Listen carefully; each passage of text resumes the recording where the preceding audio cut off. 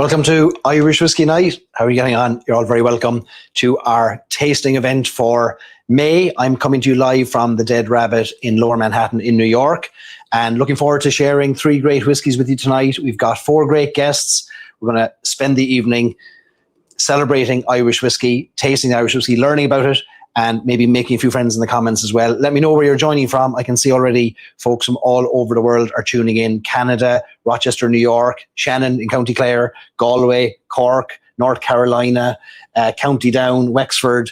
Fair play to you. You've come with a thirst.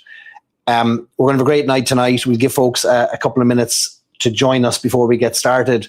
But let me know where you're joining from. If you have a tasting kit in front of you with our three whiskies, fantastic. If you don't, it doesn't matter. As long as you have a glass in your hand, whether it's a cup of tea in it or a drop of whiskey, as long as you're here, that's all that matters. So this is Irish Whiskey Night. It's the last Thursday of every month. We've been doing regular tastings on the last Thursday of every month for our Three Drams Whiskey Club for the last year and a bit.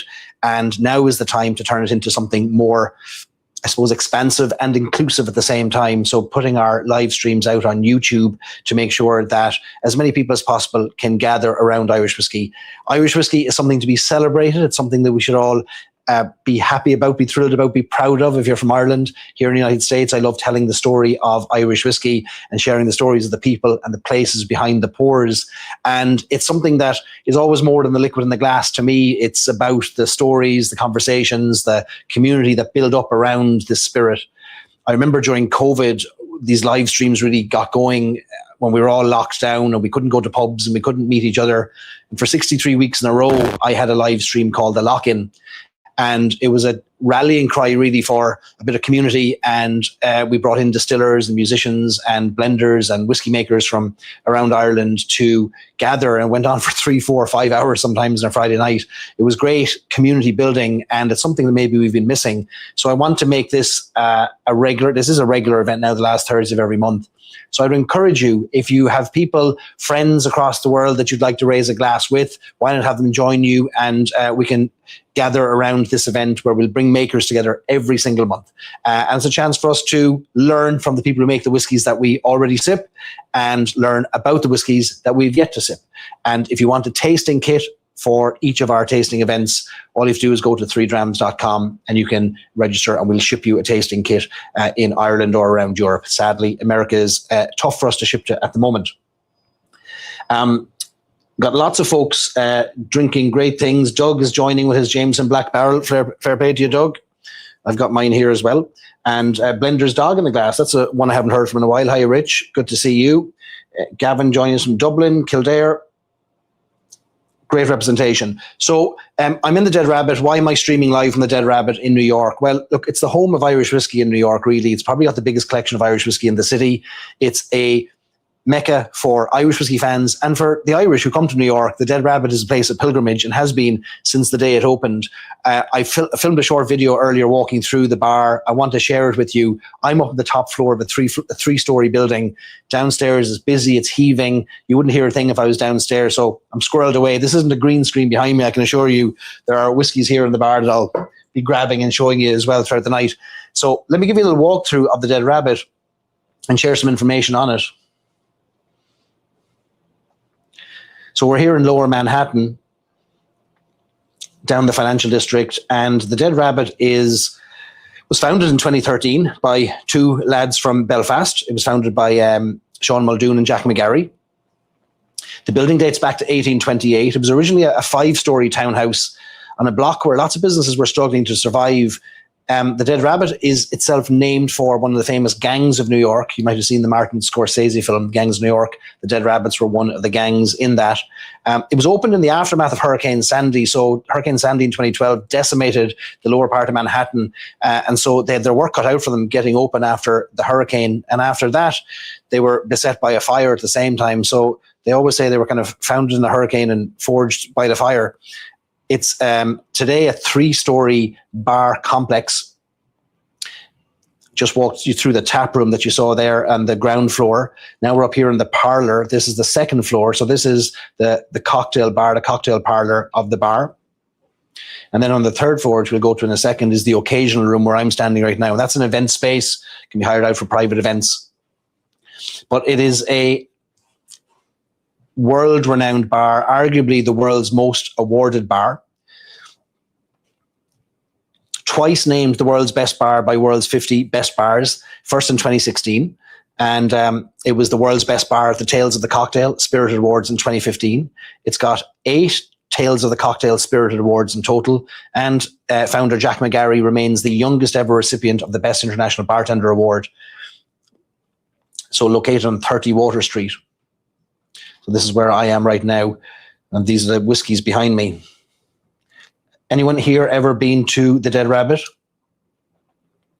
I'll walk you through some of the pictures. So, amazing selection of Irish whiskies, great pint of Guinness, a controversial 3-part pour in the pint of Guinness, but it works. So, if you ever see, I was sitting at the bar recently and watching the pint being poured in 3 steps. The idea is that if you order a cocktail and a pint of Guinness, you pour the first third of the pint, start your cocktail, then you go back and you pour the second, and then by the time the cocktail's finished, it's time to top off the pint. It works. They sell more than 250,000 pints of Guinness a year and tens of thousands of Irish coffees. So it is the home of the Irish coffee, the home of the pint of Guinness, and the home of Irish whiskey in New York. I'm not being paid to say any of this. I'm being very positive about it all. But it's a great bar, great destination. Let's walk through share some of the images here for you. So this is the tap room again, sawdust on the floor. Music here every Sunday night. The 2 types of Tatoes, importantly, Nordy Tatoes and Free Tatoes. So whatever your persuasion, you're catered for there. And the Irish whiskey selection, more than 300 Irish whiskies. Lots of Irish whiskies here are rare and old and have a label on them that says not for sale. I'm going to show you a couple of those here in a second. There's the parlour again, which we walked through, which has won all the awards for its cocktail menu. And then here is the occasional room, which I'm in right now.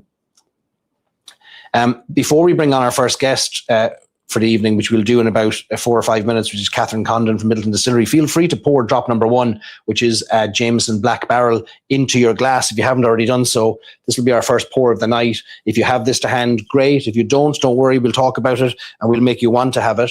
A few of the whiskies that are here in the bar, they have some single casks. The Dead Rabbit has bottled their own whiskies. They've had collaborations with the likes of J.J. Corrie in County Clare and the Boan Distillery in the Whistler. This is one called Jingle Jangle. So every Christmas, the whole bar is decked out from top to bottom as a winter wonderland. This is a Boan whiskey released for Jingle Jangle. The Whistler, they had a J.J. Corrie release, which is sold out because everybody drank it, a single cask. Here's another single cask that they have, which is in collaboration with Swift Hibernian Lounge, a partner bar in the city as well. And then there's you'll see the stickers on bottles in the bar, the not for sale sticker. Let me see if I can zoom in on that, not for sale. So you'll see lots of fantastic whiskies and you'll say, right, give me one of those. And then you'll immediately spot the not for sale sticker and you'll be disappointed. So those are Jack's own collection of whiskies as well. So you'll see lots of them named for Jack. And then if you'd like to go to the very top shelf, here's a bottle of Method and Madness 33-year-old. I think only 11 of these bottles came to the United States. This is one of them, 33-year-old Method and Madness, probably the oldest bottle in the bar. And this will set you back about $800 a pour. A few of you have been to the Dead Rabbit. Great to see. But do put it on your list if you've not been yet. When you're next in New York, come to the Dead Rabbit. So we'll be streaming here for the rest of the night and taking any questions you have about it. All right. Have we got our first whiskey in our glass? Hopefully you do, because we're going to go now to Middleton Distillery and we're going to bring on our first guest of the evening. So the format tonight, just before we do that, it's very simple. We've got 3 whiskies we're going to taste through. Each of the whiskies is going to be spoken about and the tasting is going to be led by the maker. They're going to talk to us about how the whiskey is made. Any questions you have, throw them into the chat. We'll put them to the makers directly and we'll answer as many questions as we can. Each whiskey will spend about 20 minutes on the whiskey. This is an environment that should not be pretentious. There's no stupid questions. If you are only new to Irish whiskey, if you only heard about it yesterday and you want to know more about it, this is the place to be. No questions will be ridiculed. We want every everybody have a good time here, no matter where you are in your journey of Irish whiskey. So throw your questions out there, and it's a supportive environment. And if it's not, you'll be booted out. And after the 3 whiskies are tasted, we'll then be joined by our 4th special guest of the night. We'll be joined by Carol Quinn, the archivist for Irish Distillers, who's going to talk to us about whiskey history and preserving whiskey history, and her job in documenting and preserving and analysing the history of so many great Irish whiskey brands that she is responsible for. So that's our format this evening. Very straightforward. If you don't have the whiskies to hand, don't worry. We'll tell you all about them. And if you do, feel free to share your tasting notes as you go. And if you don't have any taste notes to share, you just want to sit in the background, sipping and watching, you're very welcome too. All right? So with that, we are going to be joined by Catherine Condon. Catherine, how are you? Thanks for joining us for Irish Whiskey Night. Hi, Barry. Hello, everyone. It's a pleasure to be opening the session tonight as well. So first of all, I'd like to just give a big warm welcome to everyone from me here in Cork in Ireland, to everyone tuning in. Fabulous footage of the Dead Rabbit as well there, Barry. It was actually a pleasure for me to host Jacob and Catherine from the Dead Rabbit a few weeks ago at Middleton Distillery on a site tour. So it's really lovely now that they're able to host this session here virtually for our session tonight. So a bit of a full circle moment. It is, and Jacob was here earlier. He was helping me set up the room, and we were chatting about his great trip to Middleton and spending time with you and with Carol and with Kevin, and he couldn't have spoken more highly. There were some great whiskies poured for them when they went over. Yeah, that was great. But listen, thanks a million. My name, as you mentioned, is Catherine Condon, and I'm a distiller at Middleton Distillery. So many of you would probably know already our master distiller, Kevin O'Gorman, and our master blender, Dave McCabe. So I'd work closely with Kevin and Dave and the wider blending team, Deirdre and Brona. And then, of course, I work closely with the distilling operations team as well, and across the quality function as well. A big part of my role, naturally, is the quality of the new make distillates that we produce, be it the pot or the grain. So every morning when I arrive at the distillery, the first thing that I'll do is I'll nose the whiskies that were made in the past 24 hours, just to make sure that the quality and everything is all right there.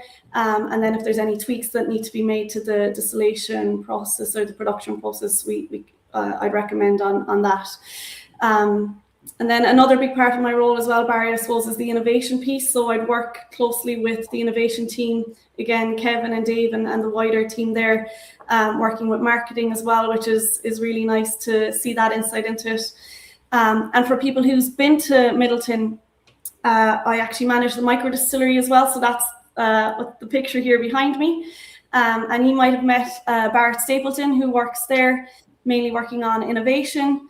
But you know what's brilliant about the micro distillery is, you know, the fact that it's heavily based for innovation and training our graduate distillers, so that we can really, you know, cut our teeth in the art of distillation. But also it's a live working distillery. So it's great that it adds that experience to the tour as well. And then the other little bits, I suppose, about my role would be just, you know, the day-to-day runnings in the distillery. So scheduling what distillates that we produce on a weekly basis. And a big part of my role as well would be, you know, yields and optimizing that.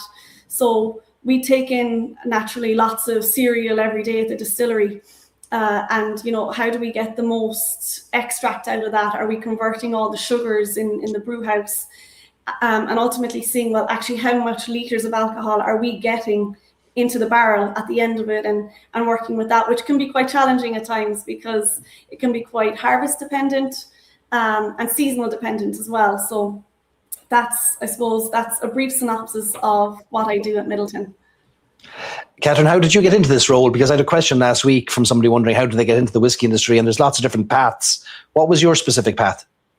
Yeah, I started, back in 2012 now. And I studied process and chemical engineering in UCC, just down the road from Middleton Distillery. And at the time, I actually got into working with Middleton Distillery through the graduate distiller program.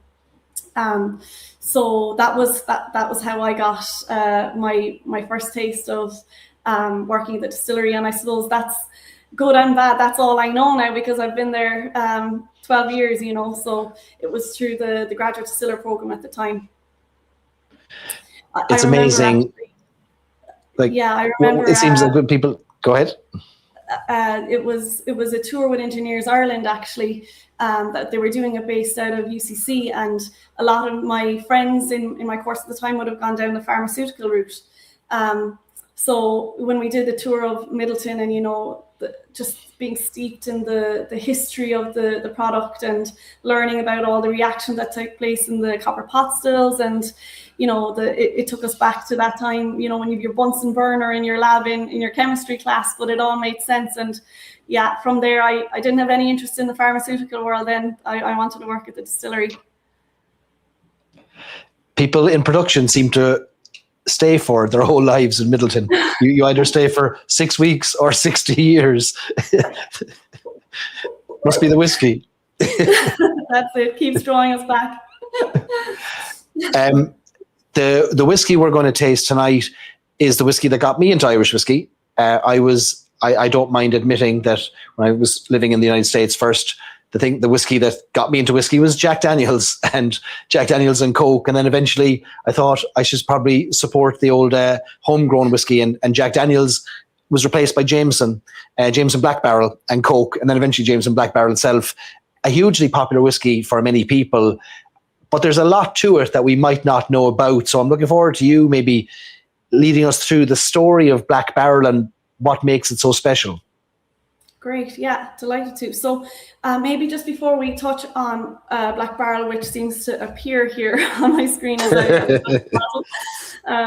so maybe I'll just take you very briefly through actually what we do at Middleton, and it'll lead nicely into our tasting then.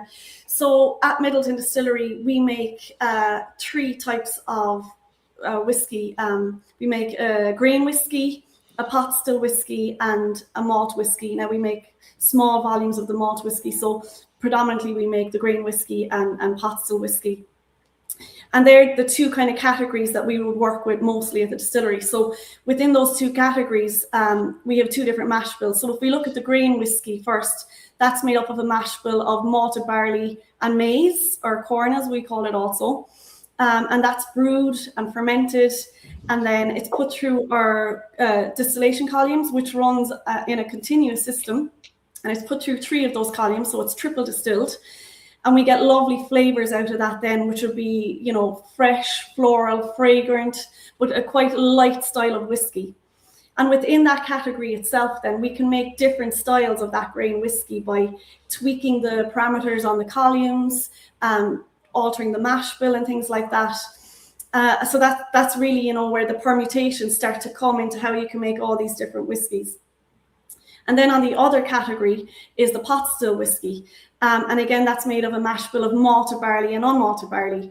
So again, it's brewed, it's fermented, and then they go through these lovely copper pot stills here that you can see in your photo. And for anyone who ever gets the chance to come to Middleton, please come. We would so love to see you visit us. These pot stills here are the largest operating copper pot stills in the world. So they really are a sight to behold. So that it's processed through those 3 copper pot stills. It's triple distilled. And what we're looking for here in our pot still distillates is a really nice element of spiciness, robust, well-rounded whiskey. But within that category, then we can play around and we make 3 different styles of whiskey. So we make a light style, we make a medium style, and then we make a heavy as well. And we can alter that by, changing the cuts in our spirit still, changing the volumes in the spirit still. So there's different surface area contact with the copper and things like that. So already we've got lots of these permutations. And then we add in the barrels. And the 2 types of barrels that we would typically use at the distillery would be our ex-American barrels and our ex-Oloroso sherry casks. And you can see that picture there where they're stored 7 high in one of our warehouses. So by using those 2 different barrel types, we get a really different type of flavors that really balance and marry very well. So we have in the bourbon barrels, we get these beautiful caramel, vanilla, butterscotch notes, hints of fudge as well. And with the ex-Oloroso sherry casks, we get lovely dry fruit notes and nice nut contribution as well.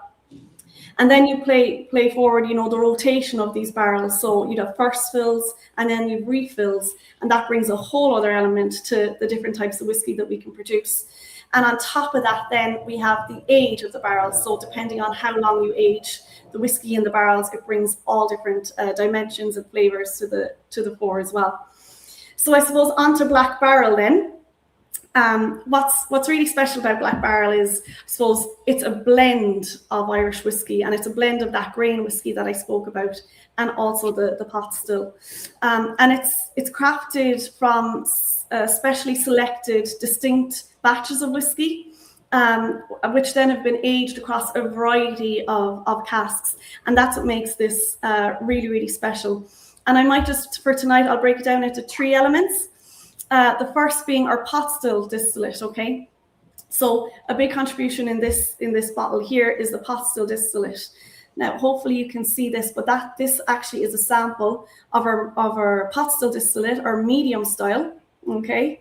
And it's matured in ex-Oloroso sherry casks. And you can see the color here is really rich golden hue. And from these flavors, we get, you know, as I said, those lovely dried fruit flavors. And then the second element of this, and I'm going to hold these up together so that you can see the difference. This also is a pot still distillate, okay?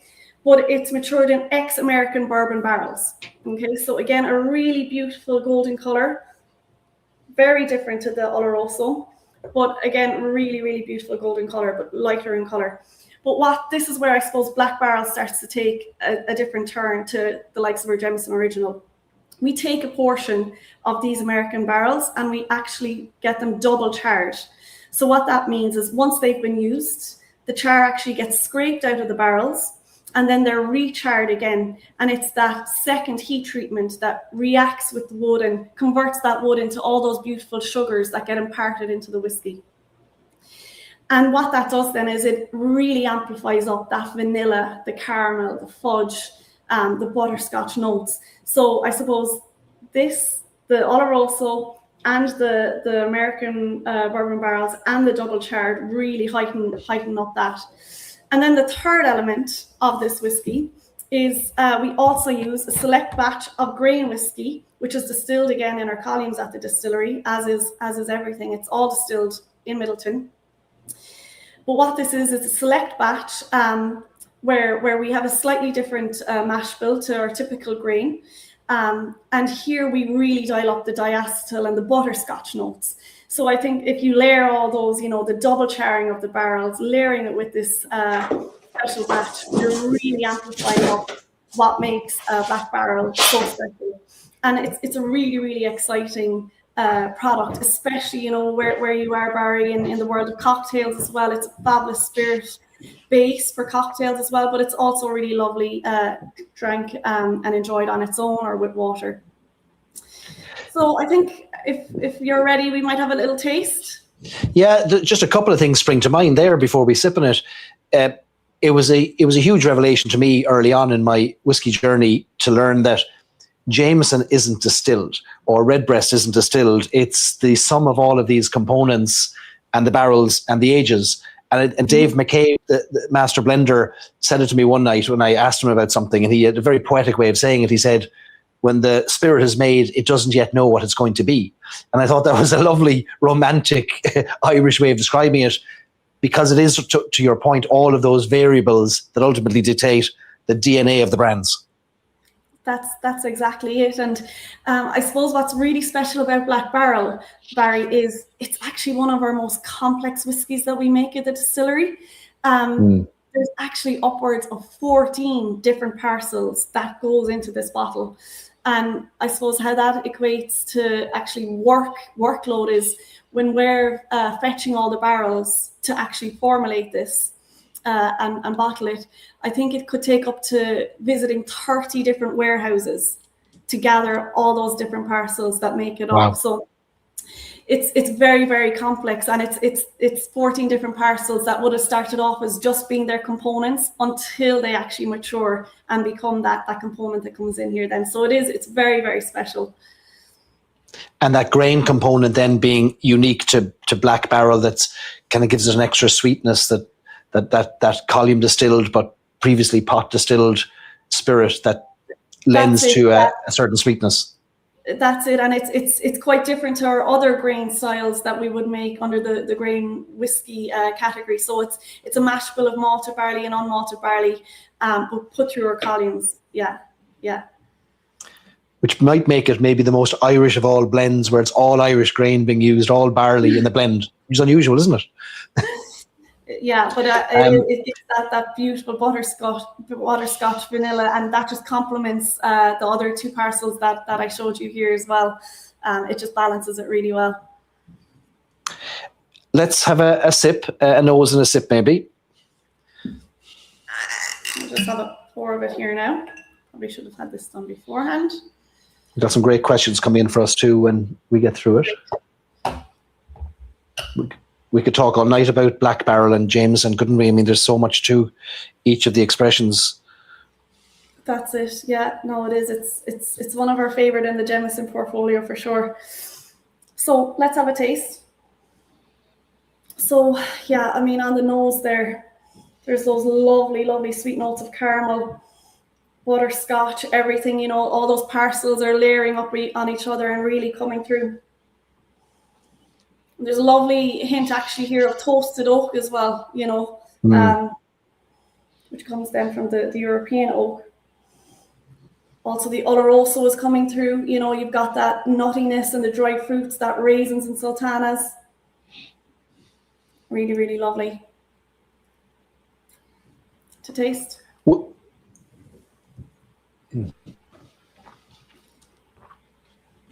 You know, it's a really well balanced. There's a beautiful sweetness to it, and that spice coming through as well. But it's that, you know, those vanilla, chocolate, caramel, toasted coffee notes.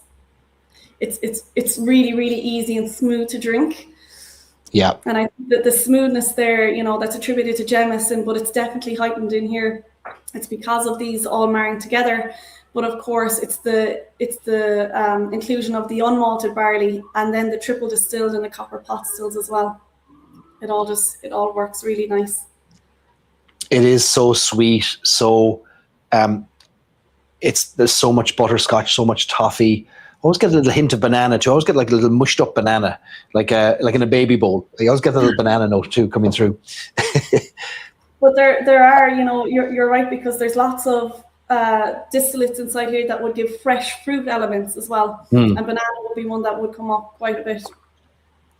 When it comes to all of these parcels, like of you're talking about 14 or 30 different warehouses, 14 different parcels of whiskey, you're not tied to any formula then to get to the flavor profile, are you? As long as it aligns with a accepted DNA of what that brand is, you could be pulling more Oloroso sherry one batch, more bourbon barrels the next batch to get to what that Black Barrel should taste like 5 years from the previous whiskey you might have tasted.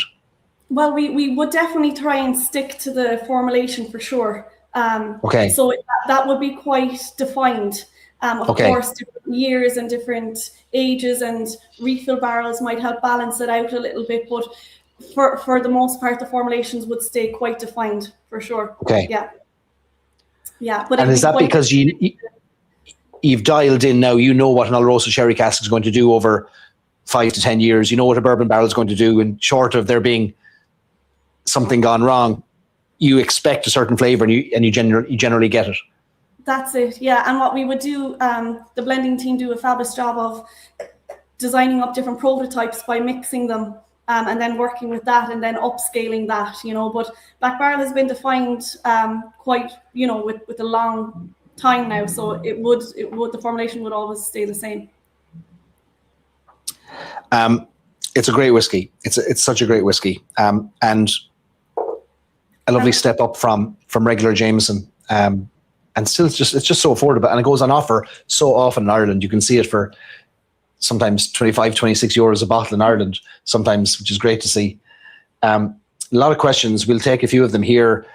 Are there actually enough sherry? Is there enough sherry made today to support not just Irish, but all whiskey making that's using sherry casks? So this is an interesting one, which I know you know the answer to that. How do we get access to so many sherry casks? So we would work with a company in Jerez, Antonio Paez Lobato, and he actually seasons the casks for Jameson. It's on request, so that's how we look after it ourselves. There was a time going back a century when all the sherry casks coming over to Ireland were used for whiskey ultimately, and they don't ship sherry in sherry casks anymore. That's since the 1980s, I think 1986, all bottled in Spain now. What is the selection process like when selecting components for a new bottle release? I mean, that question alone could take an hour to answer. Do you have a broad approach to how to select different parcels of whiskey? I've heard of people on bicycles going from warehouse to warehouse with a backpack. So when I suppose what we do is we have certain rules. So typically, our pot still distillate would go into Oloroso and American barrels, but for the grain side, then that would typically, the majority of that would just go into the American bourbon barrel. So there are kind of rules that we've learned, So they're the kind of things, and then through all the other different permutations, that's then how we can explore and create different parcels, I suppose. Very good. Few questions on, everyone's always got questions on whiskies that have either been retired or are being phased out. Will Jameson 12-year-old ever come back? People spotting the couple of distillery reserves here, I suppose. You can't answer all these questions, I'm sure. That's it. Yeah, I'd never say never. They are fantastic whiskies. At the moment, it's not on the portfolio, but never say never. I love how polished the answers are from Middleton. It never is a yes or a no. Just never say never. Really love this one. I've had this bottle for a while. Kicking myself for not reaching for it more often. Yeah, 100% agree. It's a great whiskey and a very affordable whiskey too for the quality, and a non-age statement whiskey. So we don't have to, in the world of Irish whiskey, put an age on the whiskey as long as it's at least 3 years old. So you can play around with different parcels of different ages, presumably in Black Barrel. Then is there a general range of whiskies, of ages of whiskies in there that is discussed, or is that a trade secret? No, it is, the range, I suppose, within Black Barrel, looking across all the different parcels, it would range between 4 to 8 years inside in Black Barrel. Okay. Mm-hmm. Very good. Folks, what other questions have we got here for Catherine? It's on offer in Dunn stores this week, folks. There you go. Dermot says the best sipper.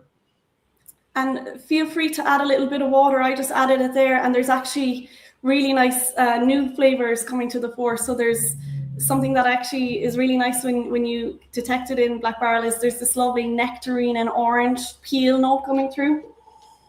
And sometimes it's when you add that bit of water that it opens it up. Mm. Oh, great to hear. There's a lot of activity in Middleton at the moment with a whole new plant being built. For those who might not be aware, what's all the construction that's happening on the east side of the distillery grounds? Yeah, there's lots happening there, and it's very exciting for us. We don't have a set open date yet because there's still lots of work to be doing, but it's going to be a big part of our lives in the future. But at the moment, we're still very, very busy at the current distillery, and I suppose that's where a lot of my time and effort and workload is in our current distillery at the moment, just producing all our distillates. But it is an exciting thing to have in the future for sure. And that's going to double capacity at Middleton to allow you to keep feeding all these thirsty sippers here. What advice would you give someone trying to move from bartending into whiskey production? Do you think formal education is necessary?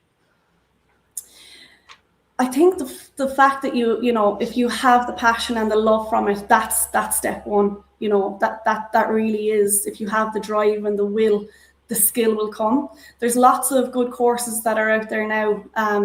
You've got the likes of things that have been around for a long time, like the IBD, the Institute of Brewing and Distilling. But there's also really good courses now, even in MTU, around brewing and distilling and stuff like that. So have a look at, local universities and colleges. There's lots of courses that are there now. There's a lot of people around the island of Ireland that are, invested in that and doing lectures and tutorials on it. So I'd start there.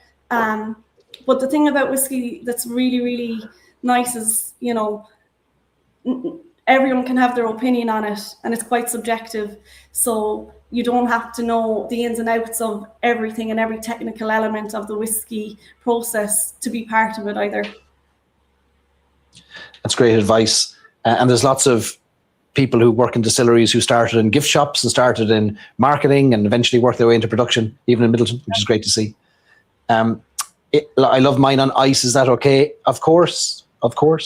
Whatever you like. You can drink it out of a boot or a bucket if you like, as long as you enjoy it. But that's it. And Gavin never added ice or water, but we'll try that now. And water is whiskey's friend, as we know. Mm-hmm. And one last question: with the decrease in alcohol consumption globally, these are getting very tricky now, especially among young people. Is Jameson selling more? If so, how do you achieve this? That's a tough one. Yeah, I think with the trends that we're seeing at the moment is there's definitely a heightened increase in people watching their health, and maybe that is translating to less people drinking overall. But what we're seeing is people are actually educating themselves more about it now. So they're taking the time to maybe buy the Black Barrel over the Jameson Original. That's kind of the trend that we're seeing. There definitely is a slight decrease, but we're seeing that there is more in the likes of the Jameson Black Barrel that's doing really, really well at the moment. So I think people are educating themselves more on it now as well, and that's a trend that we're seeing come through. The answer here in this comment is to launch 5-litre bottles. So you've obviously been producing them in too small a variety. And there's another comment, somebody wanting them in cans, somebody else wanting them in 5-litre bottles. So just buy more glass bottles, buy more 700 mils.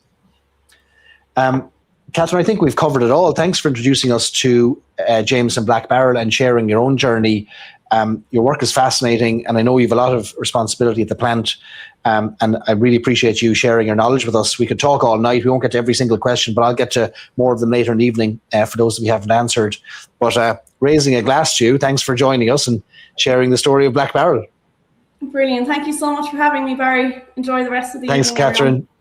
Sláinte, we'll see you again. Cheers. Bye-bye. Cheers. That's Catherine Condon, distiller at Midleton Distillery, who's been there for now the last 12 years, which is amazing. Jameson Black Barrel, a lot of you noticed, is an oft overlooked whiskey, and you see it on the shelf, you see it on offer. You might often just dismiss it. It's something that you walk past in favor of maybe a newer release, something you've just been seeing for so many years. But I think it's a great reminder of just how much of a workhorse it is, and the whiskey that got a lot of us into Irish whiskey. We're staying in Cork for our next whiskey. We're flying the Cork flag before we go up to Copeland Distillery in Donaghadee after that. But we're going to be joined in a minute by Conor Hyde, the founder of Hyde Irish Whiskey. So if you have a tasting kit in front of you, it's a good time to pour whiskey number 2 into your glass. And we will sip on that with Conor shortly as he shares the story of his business. Have a look at your questions, make sure we've got you all. All right.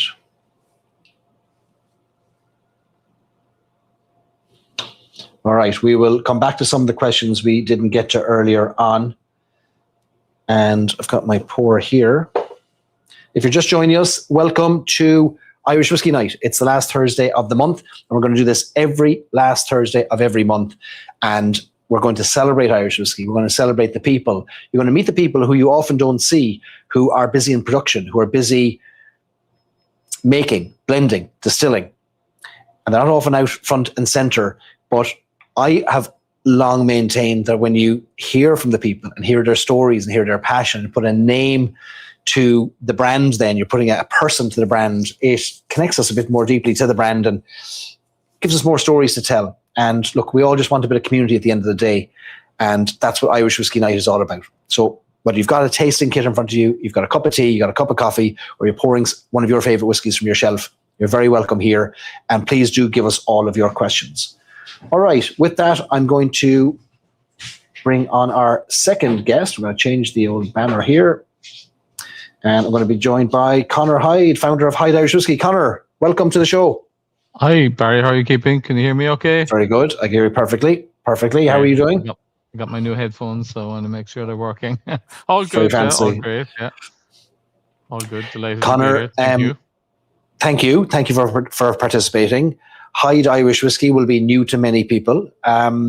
I wonder if you could maybe introduce yourself to us and the story of how you built a whiskey company before we ever have a sip on your lovely whiskey. Great. Well, it's appropriate. I think that we're talking about the heritage cask tonight because it actually has a very important date on the front of it, 1640. And that's the date that our family would have founded a forge and a public house in a place in West Cork called Tinker's Cross.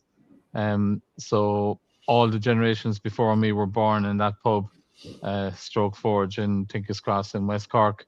And that's, I suppose, the heritage of our own family that has led me to end up in the whiskey business, because I grew up with tall stories of Hyde's pub and the great nights and how it was a focal point for the community and how people used to bowl out to the pub in Bandon and drink good whiskey till the small hours of the morning and walk back home into Bandon, because it's about 3 kilometers outside Bandon town. So it was always famous for good drink and especially good whiskey. And I remember my father telling me that people would often say in West Cork that you'd never get Old Donkey in Hyde's, and Old Donkey was the stuff that would kick like a mule, which was the cheap whiskey. But you got the good stuff in Hyde's. And so we had a good family reputation for aging whiskey in the pub. And they used to actually buy casks from, I don't know if anyone has heard of Allman's Distillery in Bandon. So through the generations, they'd buy casks from Allman's. That's the way it was done up to 100 years ago. You'd rarely buy bottles, pre-bottled. So you'd buy a cask and they stored them out the back of the pub in a shed next to the pig shed, believe it or not. So there's pigs in one cubicle and there was whiskey casks in the other out the back. And that shed still exists to this day. If you drive past it, you can see it. So there's aged whiskey in the casks from local distilleries. So they were, I suppose, your traditional old grocery type bonder. But ours was a forge and a pub. And I still have the taps here that were handed down through the family that would actually be driven into the cask to pour the whiskey, and that's the way it was served. You'd go into Hyde's pub and you'd say, "Give me a whiskey or a stout." There was only 2 things they served: whiskey or stout. Murphy's stout. It was a tied Murphy's-Bury pub, so you either bought Murphy's or you bought whiskey, and the whiskey, as I said, was aged out the back and poured straight from the cask. So that's our family heritage and background. I suppose that's what I suppose motivated me to take a shot at reviving the family name 12 years ago and entered the whiskey business back in 2012. There was only 6 other brands on the market at the time. I remember going up to a tasting event up with the very early fledgling Irish Whiskey Association in Dublin at the time, and there was only 6 of us in the room. I remember John Teeling coming over and tapping me on the shoulder and saying, "Who are you?" and believe it or not, I didn't know who he was at the time. So I was turning around saying, "Who are you?" I subsequently got to know John very well over the years, and he's now one of our major suppliers of whiskey, obviously, into our business, because we're not a distillery. We're the same as we've always been for 10 generations. We're bonders. And what we age whiskey, so we put it into casks, different blends, age it, make it taste good, and bottle it. That's exactly what we do. So our focus is just on the whiskey, and not like your previous guest, who would have a lot of focus, obviously, on the distillate and the distillation process. And now we do obviously dictate from our suppliers what grains are used to make our whiskey, But we leave the manufacturing of the what's called new make, the liquid, up to our partners, and then we take it from there, and we put it in the wood, and research would say that 80% of the taste and the flavor and the color that you see in whiskey does ultimately come from the wood. When it comes off the still, as most people know, it looks like vodka, and it looks like poitín. It's only over the years that it gets the character and the color and the smoothness. Because sometimes if you drink new make, it can be quite peaky and a bit rough. It's like poitín, and it only gets those corners knocked off it over the years with the casks, as you see there in the picture, that we carefully choose to get the flavor profile and the color and the texture that we want. So that's a long introduction to our. That's our great. company. That's a great story, setting the stage for us. I mean, how different it is today, and what a different business you're in today compared to the old pub back in the day when people are just calling for whiskey, and there would have been no consistency in how that was produced, and there would have been no knowledge of the contribution of the barrel. That was just a storage vessel, transportation vessel. Absolutely. You're gone the other direction now. You're saying, actually, it's all about the wood. Yeah, I mean, that's if you buy any of our new bottles in the last year, you'll see on the very bottom of it, we actually have embossed into the bottle. It's all about the wood, because that's our entire focus. I mean, we're completely focused on buying good casks, putting good liquid into it, and getting a good result with taste and color. I suppose my own background is I did food science in UCC, and one of my first jobs for a few years was I was a taste panelist for a company called Golden Vale up in Charleville, and my full-time job was, and I was trained as an organoleptic taste panelist, was just to taste dairy products and to grade them, and I think that has really stood to me over the years. Now that I'm in the whiskey business, to help me differentiate good whiskey from bad whiskey, I hope. Were you a whiskey fan yourself before getting into like kind of this offshoot of the old family business? Was whiskey a thing you drank yourself, or did you come to appreciate it more as you built the business? I did come to appreciate it more. I always liked whiskey, and I always had my go-to favorites. But like any person, I think back, I worked in pubs for years when I was a young fella in the Munster Arms in Bandon and over in London in pubs, and back then whiskey even wasn't that popular. It was a case of you had your pints, and you had a pint and a chaser, or you had a whiskey at the end of the night. So I think whiskey has really only come back into its own in the last 20 years, really, when you think about it. So historically, no, I would have been more of a stout drinker, because my dad worked and his dad worked all their lives in Murphy's Irish Stout. So there is a long lineage of having a pub, but also working the drinks business, because they did run a pub, but they also worked with Murphy's Stout as sales representatives around Cork. So I would have always been indoctrinated into drinking Murphy's before I would have been a whiskey drinker. But I did like whiskey, but obviously once I became completely focused on it as a product with my taste background, I became educated pretty quickly in the last 15 years. I love how passionate we take whiskey. Once I became really focused on it, really dedicated my life to whiskey. Unfortunately, I have to spit out most of it every day, because if I drank, because there's a lot of cask tasting. I mean, because you can get some bad casks, and you just have to weed out the dodgy ones. And I spend a lot of my days tasting and blending and putting it together until I'm happy that that's good to go. I'm happy to put my name in it, because my name is on every bottle, and I would never want my name on something that I wouldn't be proud of. So you have to be obviously careful not to consume it when you're working in it, but to spit it out into the spittoon. I know. You need a copper liver and somebody following you around to reline it. Yeah. You have some range of whiskies. It was only when I was doing the research on the brand and that I really discovered there are just so many Hyde whiskies. Where do you sell Hyde Irish whiskey? Where are your big markets? we're probably better known abroad than at home, to be honest with you. And I probably mentioned to you in the past, Barry, where we don't do much really publicity or PR. We kind of keep our head down and make good whiskey and sell it at what we consider to be a good price. And we sell into 65 markets now around the world. Our biggest markets, believe it or not, would be Asia and Eastern Europe. We were in the lucky position that year one, I read all the reports and I was told, go to America, that's where the whiskey market is, that's where 60% of Irish whiskey sales are. We went to America, we put somebody on the ground. It cost us a fortune to put somebody on the ground for the first 2 years, and we got beaten out of the market because we just didn't have the deep pockets to be going through the 3-tier system and paying off everything you had to pay in America to get them to sell it. So we went home with our tail between our legs after 2 years, and we said, right, let's go east. Forget about west. There's nothing happening over there for us because we can't crack that, because 90% of the market was Jameson anyway.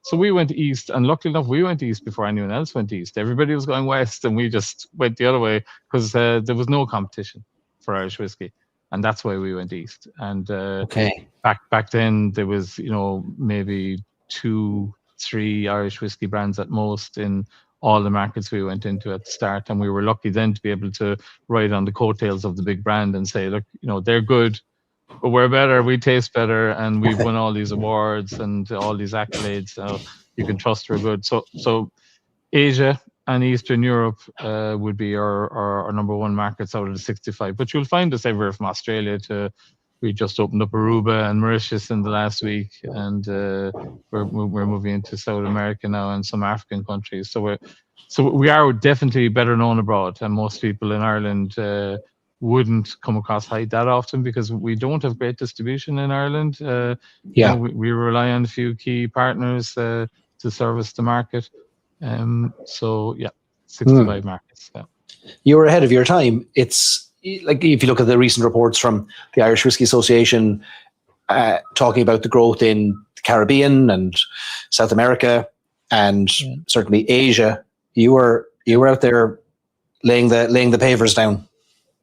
Yeah, and it is a bit of a race, believe it or not, when you go into new markets, because whoever ties up the better distributors early, they kind of block out new entrants then, because new whiskey brands jump in and they say, we'd like to be in your market through you. But if they've already built up a relationship, and business is all about relationships, so if they know us and the Hyde family, and I do all the one-to-one, they're going to stay loyal to us, hopefully. So we were lucky that we did get beaten out of America and went east when we did, because we're in markets now. I'm only just back from Taiwan, and I get a great kick of going around Taiwan and seeing like 12 different expressions of Hyde whiskey in every shop all over Taipei. It's I think my father would have been very proud.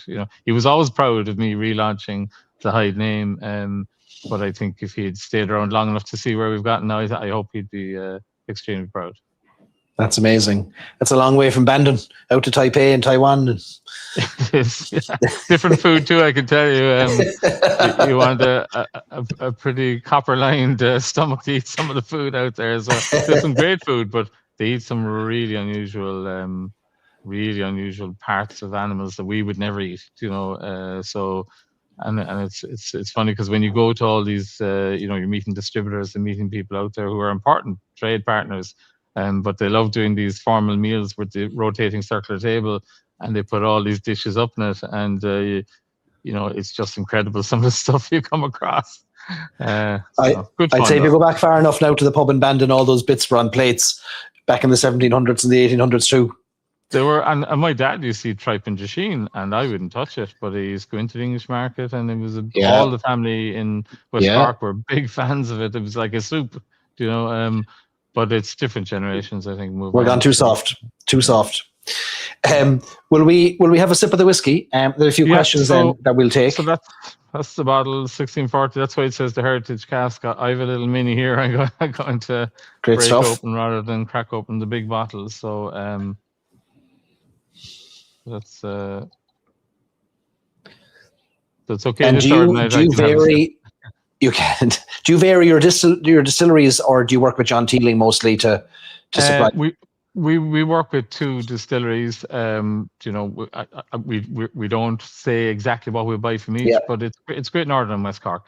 That's our Okay. 2 partners. And depending on, because we've over 30 whiskies now, developed different, you know, whether it's a pot still, peated, malt, single malt, blend, and we've developed them for different markets depending on their flavor profile, because every market has a different preference, but also for price points.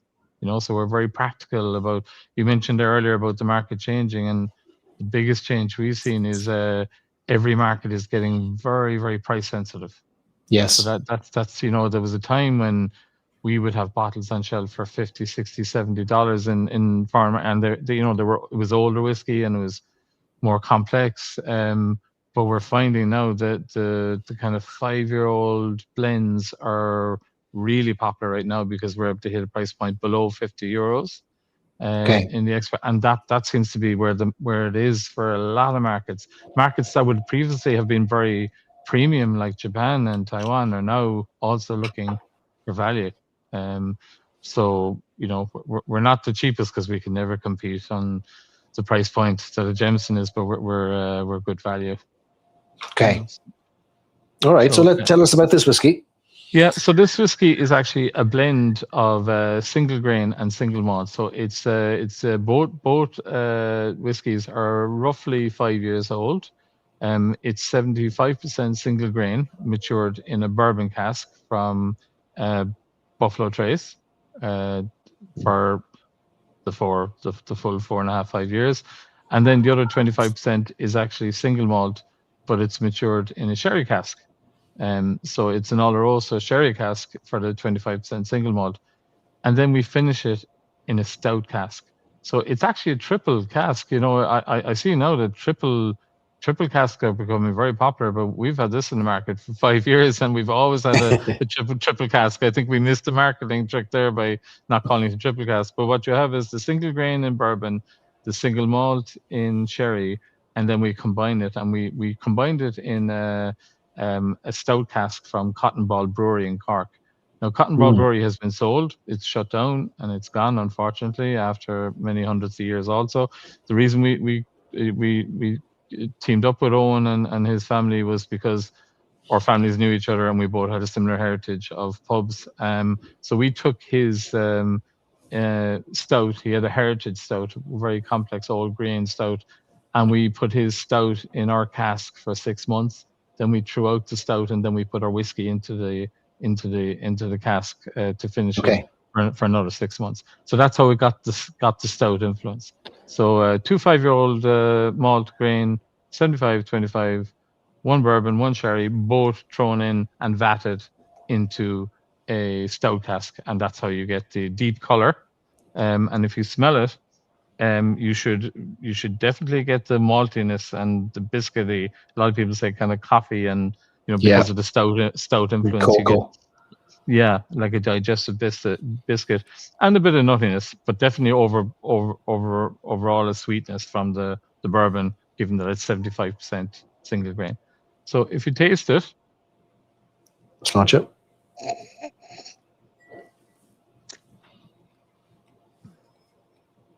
Yeah, I like that now. So it's still one of my favorite expressions of ours. But get in the back of your mouth that sort of digestive biscuit warmth. Yeah. And obviously the sweet vanilla. And a lot of people say it was coffee. I don't know if anyone's getting that kind of coffee bean is what I'd say is the over. So not lots and lots of different flavors, but I think it's digestive biscuits and coffee for me. That's the two overwhelming tastes that come through. And the finish is obviously sweet, balanced, and hopefully smooth and creamy. The alcohol is not forward, I think, even though it is 43%. So, you know, a lot of whiskies are 40 out there. We always go for 43 or 46, just to give it a more complex flavor. So very dark in color. Now, so traditionally we used Cotton Ball, but we're just switching over actually now to Dundalk Bay Brewery. They do an Imperial Stout, Okay. So we're just after buying 30 of their casks, which they only just and they actually had the stout in that for a year. And so we were lucky enough to get really fresh, juicy casks from Dundalk Bay. And that's where we're changing over to now from the cotton ball. But what you're tasting there is the cotton ball. Okay. And will you have, is that a limited release then because of that stout, or is it just, it'll be the same product? Same product, we'll just be changing. Okay. It's a different stout, but same flavor profile. Pretty much, you know. It's an imperial versus a heritage stout, so it's still got the maltiness. But it'll mean a label change. So all of our expressions on our core range, they're permanent. We do an awful lot of single casks and special releases. But most of them will never appear in Ireland. But this is our core range. That's why you'll see there's a number on every Hyde bottle. So 1, 2, 3. So you can see this is number 8. Yeah. So if you look, you'll see there's a number and a date on every bottle. But the number is the one to look out to. So people say, "Oh, I love your number 8." This is number 8. This is the Hyde Stout Cask blend, and it's part of our core range. So it'll be a label change, and it's a permanent product, permanent whiskey. We've got a lot of people enjoying it and are wondering where to get it. So in Ireland, is it Irish Malts have it for sale? Irish Malts is that the best place? Yeah, Irish Malts would be the best location, really. I think to get it always in stock in Irish Malts. Now, if you look around, there are certain chains like in Cork. You'd have O'Donovan's would be a great stocker of ours. 21 Middleton, and Matson's. If you know Matson's. Oh yes. So we're well supported by our local Cork. But further afield around the country, it is harder to get Hyde except online from Irish Malts. What does this retail for typically? About €49. Okay. 49 euros. It's in Super Value too, actually, I think. You can't keep track of all your whiskies. You have so many of them. It's hard to keep up with them. But we don't have a lot in Super Value now, as you say. I think we've only 4 lines in Super Value, but I think this is one of them that you'll find in Super Value. But yeah, 49. So we've always, from day one, I've always tried to make all of our whiskey expressions affordable. You know, we didn't add on a ridiculous price premium. And I suppose we're in the lucky position in that we don't have a distillery that has to be run and paid for every single day of the week. So yes, our focus is on bonding, which allows us to be a bit keener and a bit leaner, and it allows us to just say, look, you know, let's sell good whiskey and sell as much of it as we can, as opposed to, you know, saying let's put it out there. All of our whiskies are nearly under €50 now. And Conor is kind enough to share a discount code with us, which I'll send out on our email tomorrow for €10 off the entire range of Hyde Irish whiskey. So that brings it down to €39. And we're picking up some of the other bottles as well. So I'll send that out by email to all of our subscribers. We'll do that tomorrow. And that's great feedback. Conor, thanks so much for sharing this with us. No great to see a good Cork success story. I know it's strong headwinds at the moment in the world of Irish whiskey, but it sounds it's like you've got some. There. You know, we've been lucky. We were one of the first out that said design 6 brands, but I can tell you the whiskey market is dog eat dog out there across the world at the moment, and everybody's cutting very the tough legs out from under each other with discounts and price discounts. And, I know. So look, we're hanging in there 12 years later, but I certainly wouldn't say that it's easy sailing at the moment. It's not. It's tough out there. If anyone would like to support Cork business, you can buy Hyde Irish whiskey on Irish Malts, and you can buy it maybe in your local Super Value as well. Just give it a Google. Give Hyde Irish whiskey a Google, and wherever you are, it'll tell you what's available near you in the world. Conor, hopefully we'll have you back again later in the year for another expression from your 500 different expressions that you've got. too many. I keep being told by my accountant, you need to rationalize that range. You've too many lines, but you know, it's a bit like being in a sweet shop. If you taste something good and it's incredible, we're always kind of, let's put that out there. It's hard to turn it down. Yeah. Well, Conor, thanks so much for sharing your story and sharing your whiskey with us. And we'll chat to you again soon. Sláinte. Thank you. See you again. Thanks, Conor. All the best. Bye-bye.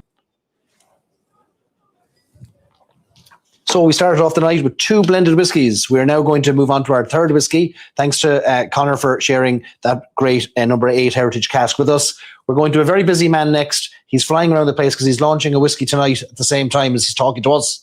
And that's Gareth Irvine from Copeland Distillery. I'm going to bring Gareth on now in the next minute. I know he's been jumping in and out of the green room there, checking to see if it's his time. Pour your 3rd whiskey, folks. Our 3rd whiskey is a great opportunity for us to try something that is only hitting the market at this very minute. This has not been publicly available until today, and you're the first to try it. And that is a mystery whiskey. You saw it turn up on your tasting cards as a surprise whiskey, because by the time we went to print our tasting cards, we didn't even have tasting notes. It hadn't even been fully disgorged from the cask. So that's a great sign for us that we got something so new, so fresh, and so exclusive. So looking forward to trying this next whiskey. Let's bring Gareth on to join us. Gareth, how are you? I'm good. How are you? I'm sorry for keeping you so long. I know you're a busy man. No, don't worry. I was actually in the distillery, but the Wi-Fi dropped off when the wind blows in Donegal. The Wi-Fi stops working, so I've moved to my house. So hence the backdrop. So it might drop off and drop back on as well. So yeah. We have to move with the blows that are dealt to us. We have to respond accordingly, I suppose. We're going to the northeast coast, to the Ards Peninsula, to Donaghadee, to Copeland Distillery. Gareth, you've been with us before, probably a year ago, but this is the first time we're getting a chance to try a very special whiskey, something distilled in-house, matured in-house, and now finally released 5 years after you first took it out of the still. Yeah, like this is our first ever peated, so batch 1, double distilled heavy peated malt. So we are launching tonight actually. So we give 97 people a preview last night in the warehouse. The same warehouse you were in, about a year ago, yep. Probably. And yeah, so tonight's we're keen to see how this goes. It's been a labor of love from every point of view. You say the guys are getting a fresh whiskey. It couldn't be fresher. And I would love to say that was planned, but running a whiskey business these days, nothing is planned. And part of it isn't theatrics that we didn't have tasting notes. We simply just didn't have it ready yet. So there's a lot to digest tonight, and we're looking forward to hearing everyone's thoughts. Before we get onto this whiskey, and again, thank you for allowing us to taste it so fresh and so new to the market. And I know, whiskies that you produce in a small distillery are economically inefficient to produce, and to give us a chance to taste it is great. For those who are not familiar with Copeland Distillery and yourself, would you give us a quick introduction to who you are and what you're doing? Yeah, of course. So we're actually in our 10th year this November. So we turned 10. We started out back in 2016 in a small unit, which before we got into the distillery, making gin. And we did that for a few years until 2019, until we opened in June 2019 the distillery. So we're probably one of the smallest distilleries by output. We have we're about 6,500 square foot. We sit right on the coast in Ireland. Of kind of northeast. So if you walk out our front door, you look over the back of that lighthouse and look left, you can see Isla. So we're right on the coast. We've been doing that since 2000. We've been there since 2019. We produce gin, rum, whiskey, vodka, coffee liqueur, poaching. And we've been producing Irish whiskey since October 2019. And we produce about 4 casks of whiskey a week. We have a team of 4 fantastic distillers. None of them come from a distillery background. So everything you're trying tonight, is produced by people. Not to say they didn't know what they were doing, but they didn't come from any background. So they're passion led. They're led by their nose, and everything we produce. And hopefully people have tried some of our stuff before can realize that the flavors and the processes and the products we release are completely different to anything that we feel anyway that is out there exclusively as well. All our whiskies, they're all double distilled. You can see by the pictures. I mean, we have 2 copper pot stills at the back. On the left, you've got Betty, named after my nanny, and then on the right hand side, you've got Hesse, named after my granny. We do have a gin still as well, but we only use it for gin and vodka, whereas the 2 stills are dedicated whiskey stills. And we're producing probably about 4 barrels of whiskey a week. So that's 4 200-liter barrels of whiskey a week. And we've been doing so since October 2019. So really exciting. That's incredible. We brought a group there on our whiskey bus a year ago, and it was ranked the best day this group had ever had. I mean, you rolled out the red carpet, but you did it in a way that just was authentically, here's who we are. We just love whiskey, we love spirits, and we love what we're making. Do you want to try some of the things we're making? And I don't think it needs to be more difficult than that. And people were just blown away by what you're making. I think we counted the drinks at the end.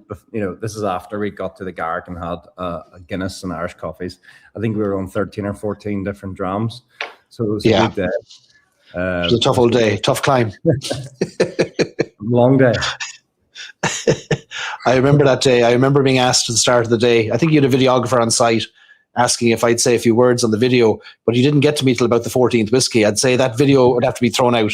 I'd say whatever I said on camera, it was probably unusable. Yeah, no, I think they left us at about halfway through it, because I think he arrived at 10 o'clock. The bus arrived at 10 o'clock. We had Irish coffees on the pier. Sorry, Irish coffees at the distillery, and then walked down to the pier and jumped on a boat. Did a boat tour, and then came back off and had whiskey and mussels. This was only by about 12 o'clock, so it was good. It was a good day. The best day. There's Lauren as well.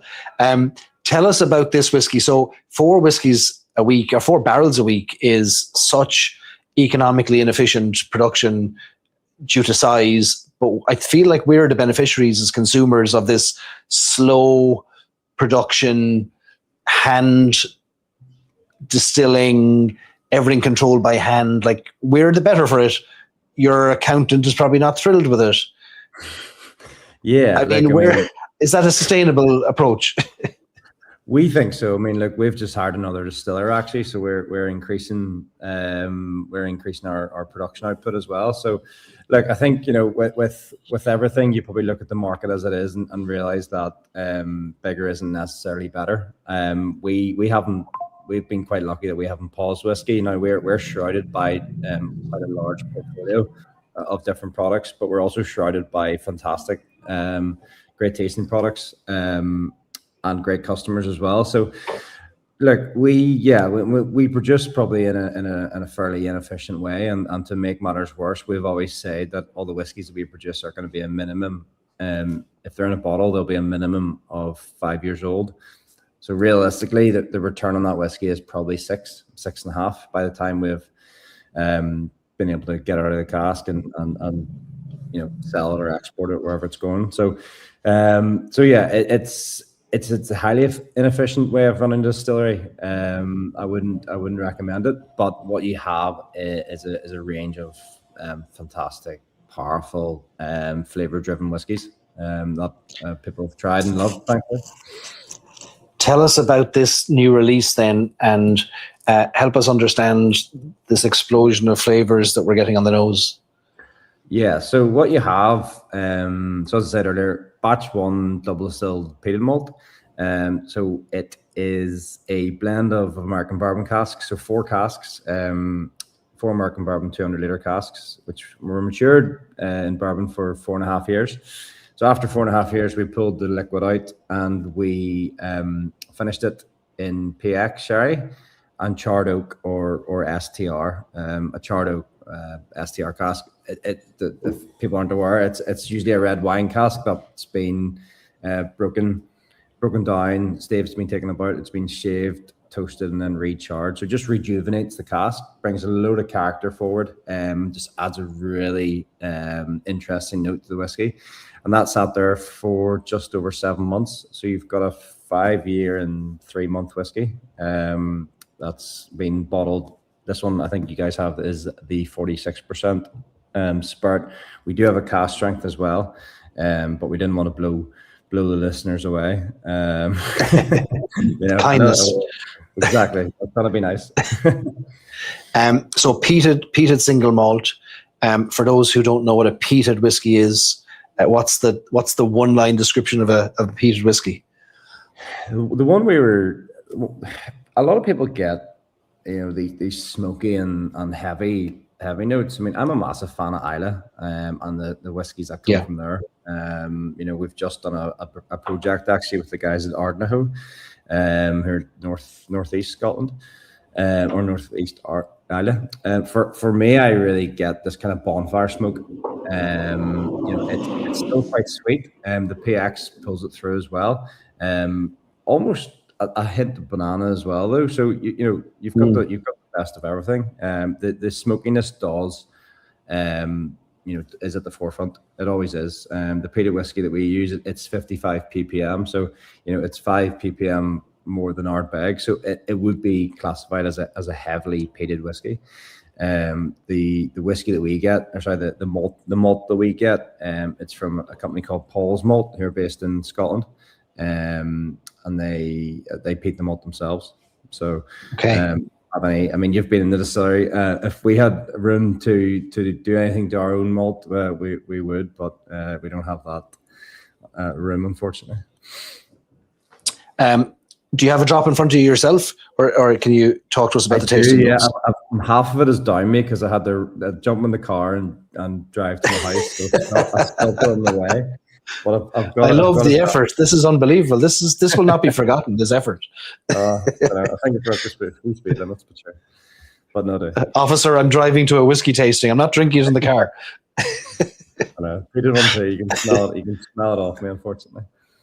But no, we're really proud of this. I mean, like on the nose, as I said earlier, you've got that kind of charred oak bonfire smoke as well as it really comes through. Hints of banana. Bit of orchard fruit, perhaps as well. Yep. The Tal, who's one of our distillers, who has some exciting notes sometimes. He said fresh leather, perhaps. I don't know. Taste notes for me are always a wee bit different than the person beside me. But right, it's so much going on in the nose. There's so much. There's the hint of smoke, but there's a sweetness. There is that, even the maple on the nose. Like, it is like a maple tree on the nose. Yeah. There's a touch. We got it earlier. A bit of a touch of kind of cola as well. Coca-Cola. So that was fantastic.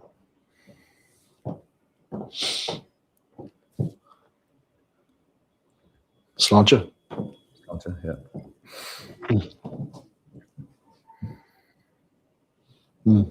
It's always a bit risky doing peated whiskey as well in tastings.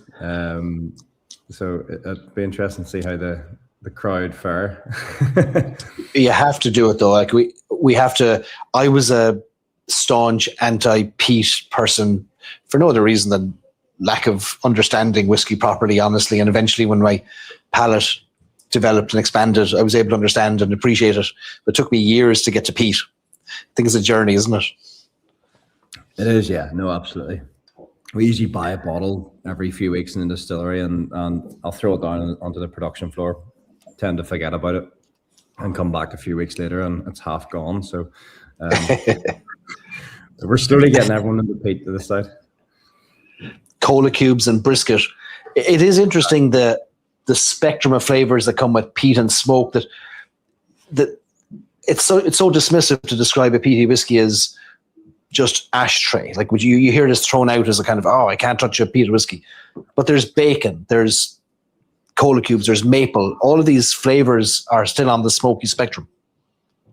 There is, yeah. I mean, there's such a range of different whiskies, and if they're lightly peated, heavily peated, a lot of it's to do with the distillation as well. I mean, you can go right up to, I have an Octomore in the house, which is 160 ppm. It's not 3 times peaty as that in any way. I mean, it's all about the cut and how the distillers go into that production process. You've been in the site. You know, there's no alarms going off. There's no computers. The guys are working off their noses and their sights and their senses, and that's what really makes our whiskies special in our view as well, is the amount of love, I suppose, that goes into them, and the personality as well. You're getting great feedback here. Non-peated whiskey drinkers are loving it too. Gwen doesn't normally like peated whiskey, but has a really nice taste to it. I'd have it again. The ultimate compliment from a non-peated drinker is, I'd have it again. We don't need more than that. That's enough. Crispy bacon. I like peated whiskey. That's very nice. And then lots of questions about where can people buy it. So is this on your website now, Garrett? Is this available on Copeland Distillery? It's on the website now tonight. So we did a bit of a pre-release last night, but or preview, sorry, for the warehouse tasting that we had. But it's on the website now. So CopelandDistillery.com, folks, is where you'll get this. CopelandDistillery.com. Am I mad, or am I getting almond cake on the taste? Is he mad? No one's ever mad. No, I mean, like I get caramel and apple pie. You know, that's what I'm getting pulled through. It's amazing how different the cask strength is as well, though. You know, it's not just the higher ABV; it's the character shifts completely as well. I know we can't try the cask strength, unfortunately, but you can order a bottle of both. Is there a password on one of those pages, Garrett? Or is that just the cask strength? Or Gordon has tried to order it. Let me see. We'll have a quick look. There was a password the other day for your pre-release. I'm just actually asking Emma because I believe it should have been. Grand. I've just texted her. Hold fire. I'll get the password. Sean says, sorry, peated whiskey needs to stay across the Georgia Channel in Scotland, please. Sean, you're banned from the live stream. I don't know. I think there's a place for everything, but not every whiskey is for everyone. Yeah, like when funny, I mean, I said about this tasting we had last night. I mean, we had 90 odd people in our warehouse, and probably 60% of them enjoyed peat, 40% of them hate it. It is Marmite. You do need to really get into it. I think a lot of people are scared off by some of the older brands out there. There's a lot of exciting Scottish distilleries, and there's a lot of exciting Irish distilleries as well. You know, the likes of Shortcross as well. They have a fantastic peat Cologne, you know, Connemara and places like that. So there's a lot of character out there, and hopefully this will sit with them. It's a great whiskey, and there's so many layers to it. I love it. It's a great release. Well done. Like, great release. Somebody pressed the button. It's working now. All right, that's it. Emma pulled the lever, and may the sales begin. She's just apologized. Go to CopelandDistillery.com, folks. CopelandDistillery.com, and you'll be able to pick up a bottle of this. Again, there's only 4 casks in this, so when it's gone, it's gone. If you like it, buy it. Don't be dilly-dallying. There's about 2,000 bottles of it out there. CopelandDistillery.com. Throw it into the comments. There's 288 cask strength, of which there's only about 40 online, and then there is about 900 of the 46, of which there is 200 online. The rest are making their way across Europe, hopefully in the next week or so. Very good. One question here. What does the numbering mean, 26.2? Yeah, so because we produce 4 casks a week, we tend to play around with things and play around with mash bills and finishes and different casks. So simply, we produce 5 different types of whiskey in the distillery, which is probably one of the widest ranges of mash bills. We have single malt, peated malt, chocolate malt, pot still, and rye.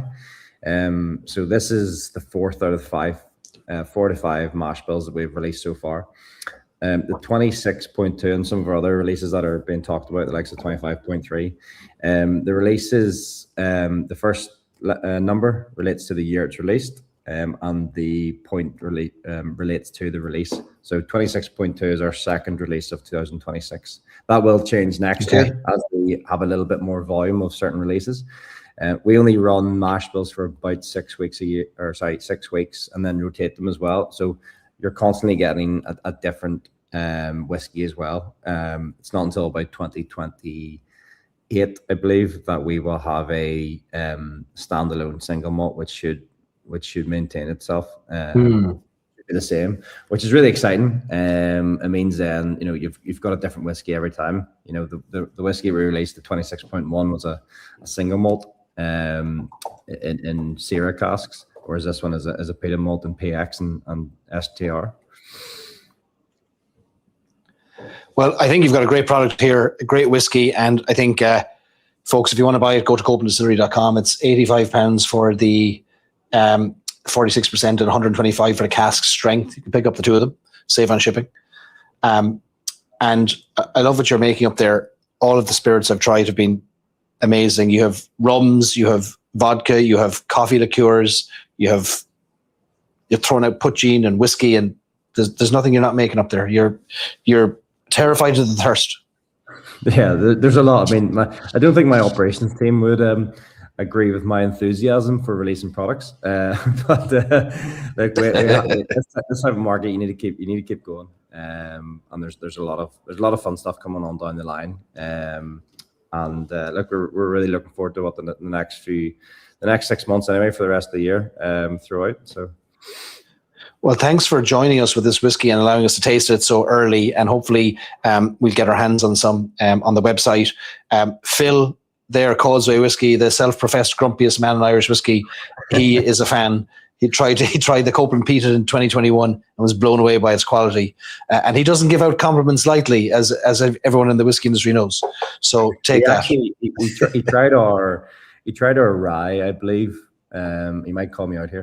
He tried our rye in the distillery, which is only a year old. And whenever you give a toddler something to try, see if they like it. I was sitting looking at him like, I don't know what I've done, and he loved it. So rye will be the 5th mash bill that we release December next year. We have to wait for that. So you gave me that rye too when I was up, and it was only about 2 years old or 3 years old, and I loved it as well, and thought it was ready to go, ready to bottle at the time. Last question: will you be at Whiskey Live? We will be, yeah. Me and the team are coming down again. We will have our peated malts, single malts. We're going to have a few surprises as well, and I'm in charge of them. So come along and ask for the under-the-counter stuff, because I'm in charge of it. So we're going to have single cask, sherries, everything, the heap. You've unleashed the beast there now by saying that. This is all on you. Folks, do check out the range of whiskies and spirits in Copeland. If you're at Whiskey Live, stop by and say hi to Gareth. Tell him you're on the stream here tonight. And thanks, Gareth, for coming out and with all the technical challenges, making it to us. And congrats on a great whiskey. I'll be picking up a bottle. So well done. And thanks so much for supporting Irish Whiskey Night. Cheers, Gareth. Thanks for having me. Sláinte. Sláinte. All the best. Take care. Cheers. That was Gareth Irvine from Copeland Distillery, founder of Copeland Distillery, sharing their brand new release, only made available today. Right, we're moving swiftly on. So those are our first 3 whiskies of the night. Now we're going to move on to our next 15 whiskies. No, we're going to move on to our next segment, which we've been keeping Carol Quinn patiently in the background, who's been wondering when is she going to come on at all, to talk to us about heritage and archives and history. Before we do that, if you want to rank any of those whiskies, if you'd like to say 2, 3, 1, 2, 3, what were your favorites? What did you like about the whiskies? What didn't you like?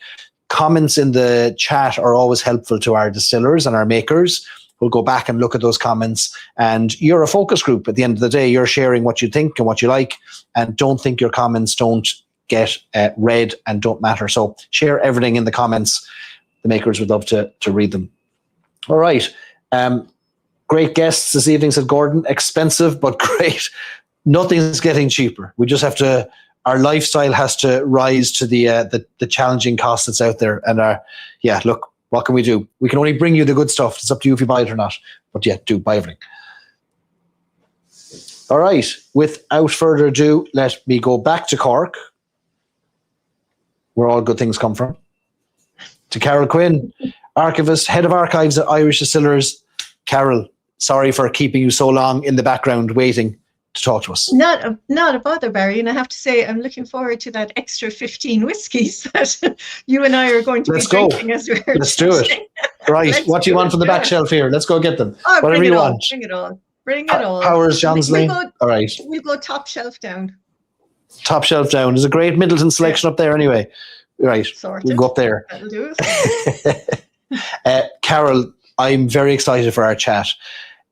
You have the most fascinating job in Irish whiskey, and I got to meet Carol. I will tell on you now, but I got to meet Carol when I first started getting into Irish whiskey, because Carol would message me when I was putting videos out into the internet 10 years ago, finding facts on the internet and making a video out of them. I would put a video out and Carol would message me on Twitter or Instagram or somewhere, and she'd say, I think you have that fact wrong, or I think you're mistaken here. So much so, to the point that I would have the fear of God in me pressing publish on a video, and I'd wait to see how long it would take Carol to message me saying, no, you got it wrong again.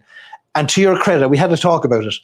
You were protecting the history, the brands. You wanted to make sure I had the right information and that I wasn't out there sharing myths and mistruths. But that's how we met.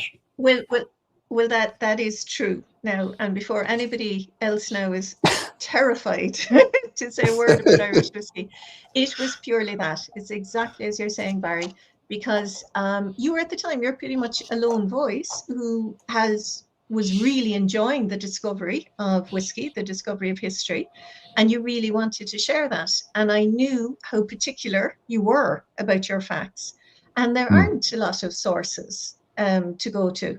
So I would quietly, and I hope politely, maybe indicate something, but I don't do this. I don't spend my nights now on Instagram going, they got it wrong, let me jump on them.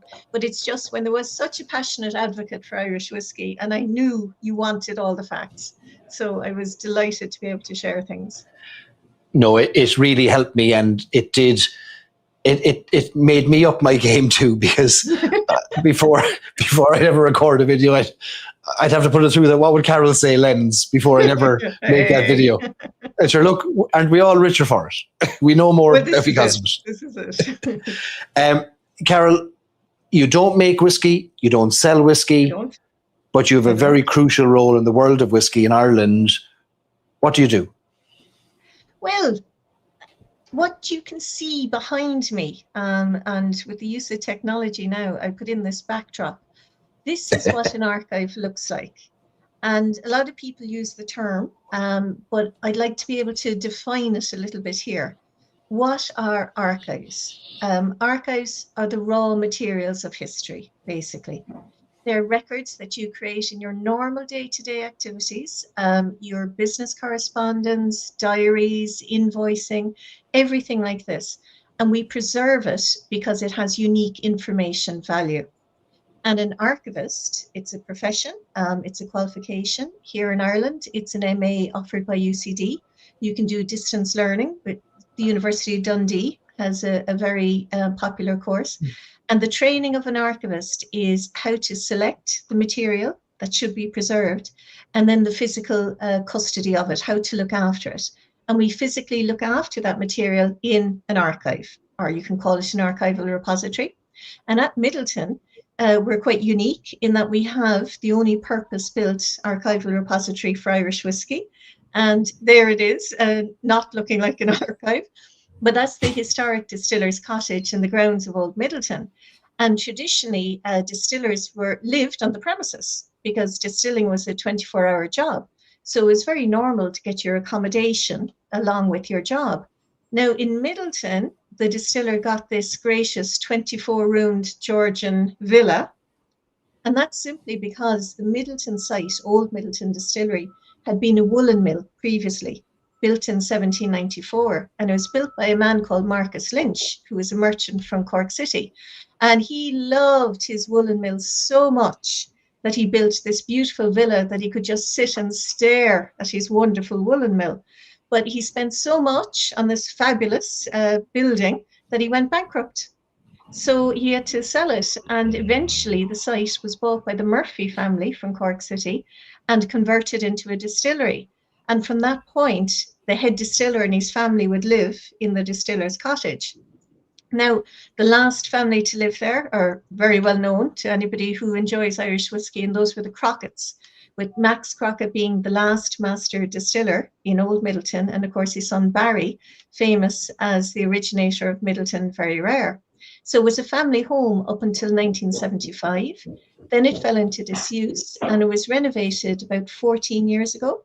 And half of the building is used for corporate entertainment, and the other half is the archival repository. So inside that lovely Georgian exterior, we have 5 strong rooms. And what you see in the image behind me is one of those strong rooms. And they're equipped to museum standard. There's temperature control, there's humidity control, there's no natural daylight. Daylight is the enemy. And the artificial light has all UV filters. So these are the records of the companies, the 3 companies that in 1966 came together to form Irish Distillers. So that's John Jameson and Son from Dublin, John Power and Son from Dublin, and of course the Cork Distilleries Company, who are distilling at Middleton. So what you're actually looking at in that image there, that's the Jameson shelves, and you're looking at wage books from the Bow Street Distillery, the home of Jameson, and we've over 100 years of those wage books. And the archive itself, it's not open to the public. That's simply because it's staffed by one person, which is me, and I can't answer all the internal queries and external queries. But we do realise that we have material that is of huge interest, and specifically genealogical interest. So a number of years ago, we partnered with Ancestry.com, and we digitized those 100 years worth of wage books. So they're searchable via Ancestry. So that's what we do try and do, is use technology to share as much material as we can. What you're showing in that image there is a barley purchase book from Old Middleton. And that's actually from 1825. So that's the very first record of barley being purchased on the site in Old Middleton. And astute calculators listening here will work out that if it was founded in 1825, we celebrated 200 years last year. And again, as part of that 200-year celebration, we digitized those very first barley books. And again, with our help from Ancestry, we made them available. Now, for the farming families who are recorded in those books, to have the distillery open on their doorstep would have been a game changer. It would have given them a guaranteed market for their produce. It would have allowed them to plan for the future. It would have allowed them to think of a future that their family could remain farming in that area. So when we digitized the books and we made them available, we've had 3 families get in contact, all of whom are still farming the exact same land, and all of whom are still supplying barley to us today, which is absolutely incredible. Yeah. And if it wasn't for the archive, we wouldn't have known that. We wouldn't have that connection to the present day. Well, this is true. And distilling is at its heart, it's an agricultural industry. It depends very much on farming and farmland. And you can talk about that and we can say that, but to actually be able to show that link over 200 years of farming families contributing year on year to the success of Irish whiskey, it's a very tactile, tangible link. And that's what the archive is. It is the raw material of our history, and it's used within our company to communicate our history, really, and to make sure that everyone who works within Irish Distillers understands they're part of something that has such a long history and heritage, and it's something that we can be incredibly proud of being part of, and that while we're here right now today, there will be somebody else coming after us. So it gives you that sense of playing a part in a long continuity of activity. You mentioned that with the founding of Irish Distillers, the merger of Jameson and Powers and Cork Distilleries Company, there was not just production moving to Cork, but there was artifacts that had to go somewhere eventually. You've talked about was it 40 pallets of material that you had to work through that were just wrapped in plastic, and nobody had gone through them in many, many years prior to you being appointed? That's right. I was the first archivist to be appointed to Irish Distillers, and that was about 13 years ago. And that was simply because Irish whiskey, although I was listening to Conor Hyde talking earlier, yeah, things are tough at the moment, but they have been tougher, I can tell you that. And it wasn't until about 15 years ago that there was the time or the space for the company to have the luxury to look at its historical records and say, do you know what? We've a bit of space now, a bit of breathing room, and a bit of capital behind us. Let's look at investing in this.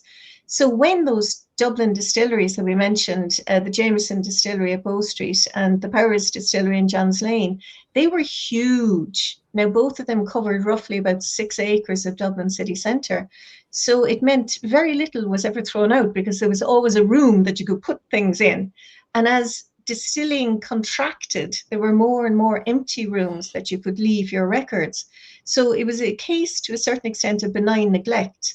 But when those distilleries were shuttered formally and the sites were going to be sold, all these records were there. Now, at the time, people didn't know what to do with them, but they knew enough not to throw them out. So exactly as you said, they were bundled up, put onto pallets, wrapped in paper and twine. And luckily, the companies got great support from the National Archives in Dublin, who took in those records. And 40 odd years later, we took them back out, still wrapped in the exact same paper, with a bit more dust possibly on them. So I think I was about 3 years unwrapping those pallets, one by one. We didn't do that in the cottage. We used one of our grain stores, because as well as dust, we were afraid there might be something a bit more four-legged or a bit more alive. So each item had to be carefully cleaned and assessed, because just because it's old, it doesn't mean that you preserve it. It has to have an information value, and that information value has to be unique. So there was a process of what we call accessioning and deciding what was to be kept. And then once that was done, it was transferred, as you see behind me, into the purpose-built storage. You found some incredible things over the years that have informed current day whiskey releases. And one of the amazing things you showed me on one visit was little pieces of grains of barley from one of John Jameson's ledgers that you were able to have analysed to understand what that barley was and how it could possibly influence present day whiskey releases. Yeah, when you're looking at a tangible link to your heritage, there's nothing like handwriting. You can see photographs of people, but when you look at somebody's handwriting, and I know quite a lot of the people on this call tonight are based in Ireland, and we've recently had the 1926 census released in Ireland, and it's free for anyone to look at, and you can go on it and you will find the signature of your grandfather, your great-grandfather, and it's quite a moment when you see that. It brings the person alive. So what you're referring to there, Barry, is a notebook from 1826, 200-year-old notebook that was kept by John Jameson. And that was, in fact, John Jameson II, the son of the founder of Bow Street, who was a hands-on distiller working in Bow Street. And it was his own pocket notebook. And he's recording on this particular month in 1826, the mash bills or the recipes for Jameson as he's overseeing it. As he's standing there next to the stills, he's writing down, and he's in the thick of everything, and the different grains are flying around, and the distillery would have been quite small at this point. And he just snaps his notebook shut and he shoves it in his pocket and he goes about doing his business. And almost 190 years later, I opened a box and that notebook was in there, in very much deteriorated and in bits. So before I could read it, I sent it down to a paper conservator.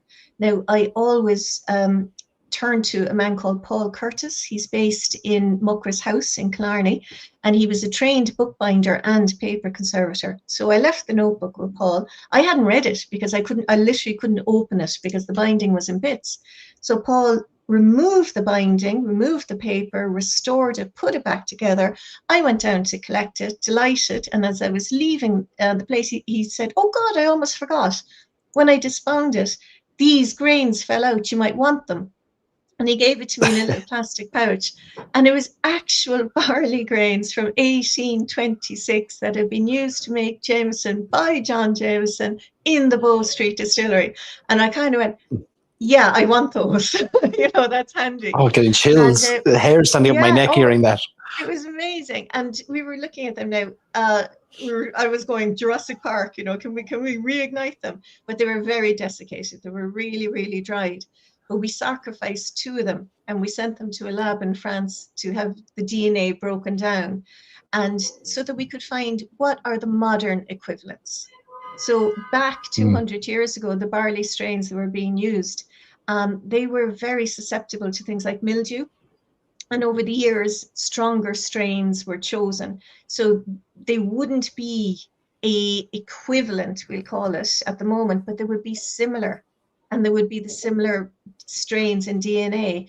So it was armed with that sort of information. That's the sort of thing that really ignites the distilling team. You had Catherine on earlier, and of course, Catherine and Kevin O'Gorman, our head distiller, are huge history buffs. Like if Kevin had his way, he wouldn't be up in the still house all day. He'd be down in the archive annoying me. So, and to be able to share things like that. And what it does is it allows the distilling team to almost kickstart their imagination. It's never about reproducing the past with what we do. It's about saying, this is something that happened. It's part of our history, our DNA. How can we evolve that for the now or for the future? What's in this that is sparking something in us? And a recent example was when we brought out Powers Rye just a couple of years ago. Again, the distilling team were looking at the historical mash bills and they noticed the inclusion of rye. And they also knew from the records that we had how innovative the Powers distillery were, how experimental that distillery was. So it was the perfect thing to kickstart an idea and to bring it along in a direct continuity with what a brand was all about. So it got an idea kick-started, reimagined and produced for the now, not trying to concoct something that had been done before. A line that you shared with me years ago, and I've stolen it and used it many times, is we don't have to make up any stories with Irish whiskey because the truth is far more interesting. Yeah. And you're proof of that. Well, it is another part of my job, and which I really enjoy, when I'm not terrifying you by sending you messages and scaring the life of tour guides in our brand homes. So if anybody has been to Old Middleton, because all the buildings are there intact, it's virtually, a complete distillery. So when the tour guides bring you around the site, they tell you about the individual buildings, but also about the people who worked there and some of the anecdotes around that. And all of that comes out of our records. All of that comes out of genuine historical accuracy. And it's the same for Bow Street when we talk about the history of distilling in Bow Street. I'm fanatic about, making sure that everything we say is completely accurate because it is our history and we want to present it in the best way that we possibly can. Well, it raises the bar, and I think that bit of fear is important too. Nobody wants to know that Carol's coming and knocking, based on a mistruth that was shared. Sometimes I actually feel sorry for them because I might have a friend visiting and I'll say, "Oh, we'll do a tour," and just the horror and the look of the tour guide. I have a few artifacts here on photographs of artifacts I want to share that we could maybe talk through. My first visit to the archive, you very kindly laid out some artifacts from Powers. The history of Powers is just so fascinating. I'm a huge Powers Irish whiskey fan, and the history is just mind-blowing. I know you are as well. But you pulled out some remarkable things that we were able to touch and look at. Here are two such pieces. I wonder if you could talk us through what we have here. Yeah, absolutely. Well, as I'm looking at the screen now, you've got a section of coloured tickets. And this knocked me for six when I first came across this. I was working my way through the various pallets. You never know what was going to be there. I unwrapped a box and there was an envelope, and on the front of it, it was printed, and it gave train times. And this was from 1896, and it was train times for a train travelling through Wexford and coming up to Dublin. And I just thought, this is odd. And on the front of the envelope, it said, with the compliments of John Power and Son. And when I opened the envelope, there were these tickets inside. The Powers family were incredibly altruistic. They were extremely charitable, but they were also passionate about Irish agriculture. And they gave a lot back to the farming community. But one thing that they were extremely cognizant of was the importance of education in farming. So back now in the 1890s, about 90% of the Irish population was dependent directly on farming. But most of these small farmers had no access to information and about new knowledge in agriculture. So new knowledge about fertilization, about drainage, new equipment. So they're scratching a living where they could be doing a lot better and their families could be surviving an awful lot better. So there were places that you could go to get this knowledge, but it's completely out of the reach of these almost laboring classes. So what these little tickets are, the Powers family chartered a train on this particular day in 1896, and it went through train stops through the county of Wexford. It picked up poor farmers and labourers. They got an envelope with these tickets in them. The red ticket at the top, the train would have pulled into Euston Station in Dublin. That top ticket got them on the tram across Dublin City, and it brought them to the RDS, the Royal Dublin Society, that was having an agricultural show, its summer show. And this was a showcase of everything that was new and innovative in agriculture. The second ticket is the ticket into the show. The third ticket, they're quite hungry at this point, and it gives them their breakfast. The fourth ticket there, it gives them a meat tea. Now, this is something beloved by Irish people, a meat tea, which is a bit of salad, meat and bread. The last ticket gets them back, and they get back home armed with information, armed with knowledge, armed with inspiration that they can put to use in their farms. Now, there is nothing in this for the Powers family whatsoever. These are not barley farmers. This is about giving back to a community that you believe in and giving back to a society that you are part of. And that's what the Powers family were all about. Now, their whiskey, which was possibly, it was one of the more expensive Irish whiskies. And at the time we're talking about here now, the 1890s, the Powers Gold Label, as it became known, it was a pot still whiskey, and it was famous the world over. And a bottle of Powers Gold Label was an expensive thing. It cost roughly about a week's wages for an average worker in the Johns Lane distillery, in the Powers distillery. So that's how much a bottle of single pot still would have set you back. A week's wages for a labouring man. So it's not actually in the economic reach of the people who are making it. And this would not have sat well with the Powers family. But what they weren't going to do is dumb down the whiskey.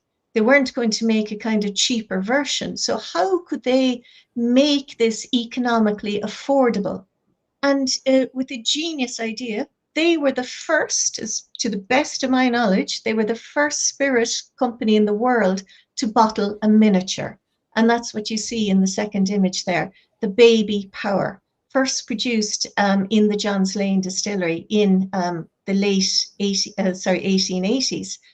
And what it did is it made Powers whiskey affordable. You're not buying the full-size bottle, you're buying a smaller bottle, but it's the same high quality whiskey. So it meant that somebody working at a much lower economic level can enjoy the same high quality whiskey as anyone else. And that's very much in the ethos of what the Powers family were all about. And of course, the baby power blazoned the way for miniatures, so much so that you'd go into an off license and you'd order a baby power of Cork Dry Gin. You'd order a baby power of Jameson. And, you know, in the old days when people would be going out harvesting, they'd bring a baby power of milk with them for the tea when they were out in the fields. It became synonymous, you know, the same way that we call a Hoover a vacuum cleaner. So the baby power was the word for miniature in Ireland for many, many years. That's amazing. I love the history of powers. I mean, there's so much to it, and you have so many artifacts. So much there. Danny has one question here. He says he heard a story about a pot still exploding while being used. If this is true, how was this event captured by the administration at the time? That's a well-known story, isn't it? It is. I think 1947, and it was one pot still, and it was back in the old Middleton, and the distiller on duty at the time was a man called Sandy Ross. And Sandy was the third, if not the fourth generation of his family who were distillers at Middleton. And Sandy had the misfortune to be standing just to the side of the still. It actually had run dry. So I asked Sandy, how did that happen? And Sandy only passed away a year or two ago. And Sandy was always a gentleman and said he wouldn't name names. But anyway, the still was let run dry. It was coal fired. The heat is still under it. Imagine if you've got a kettle on the hob and there's no water in it, boom, it's going to go. So poor Sandy gets blown right out of the still house. And luckily he landed in kind of a clump of vegetation. His suit was in tatters. His eyebrows were gone, but he was unhurt. And if he had gone, you know, just in a couple of inches either way, he'd hit brick and he would have been very, very badly injured. So he was stunned. So I think your question was asked, how was that recorded and what was the reaction at the time? He was allowed the afternoon off and he reported for duty the next day. And I think he got some money towards a new suit. He had to wait for the eyebrows to grow. As he should have. I have a couple more pictures here. Oh, yeah. These are fascinating. Could you talk us through what we have here on the left? Sure. I heard Conor Hyde, your guest earlier, talking on the tradition of selling in Irish whiskey was that if you're a publican, you could buy the bottle, but more commonly, as Conor mentioned, you bought in bulk by the cask. And that meant that the publican actually decanted the whiskey himself on his own premises into bottles, and he would label it using labels as supplied by the distillery. Now, this meant that the distillery lost control of the end process, the whole customer interaction. So what was to stop an unscrupulous publican either watering down the whiskey to make it go a little bit further, or even worse, selling a cheaper whiskey and calling it, as we have in this example, Jameson.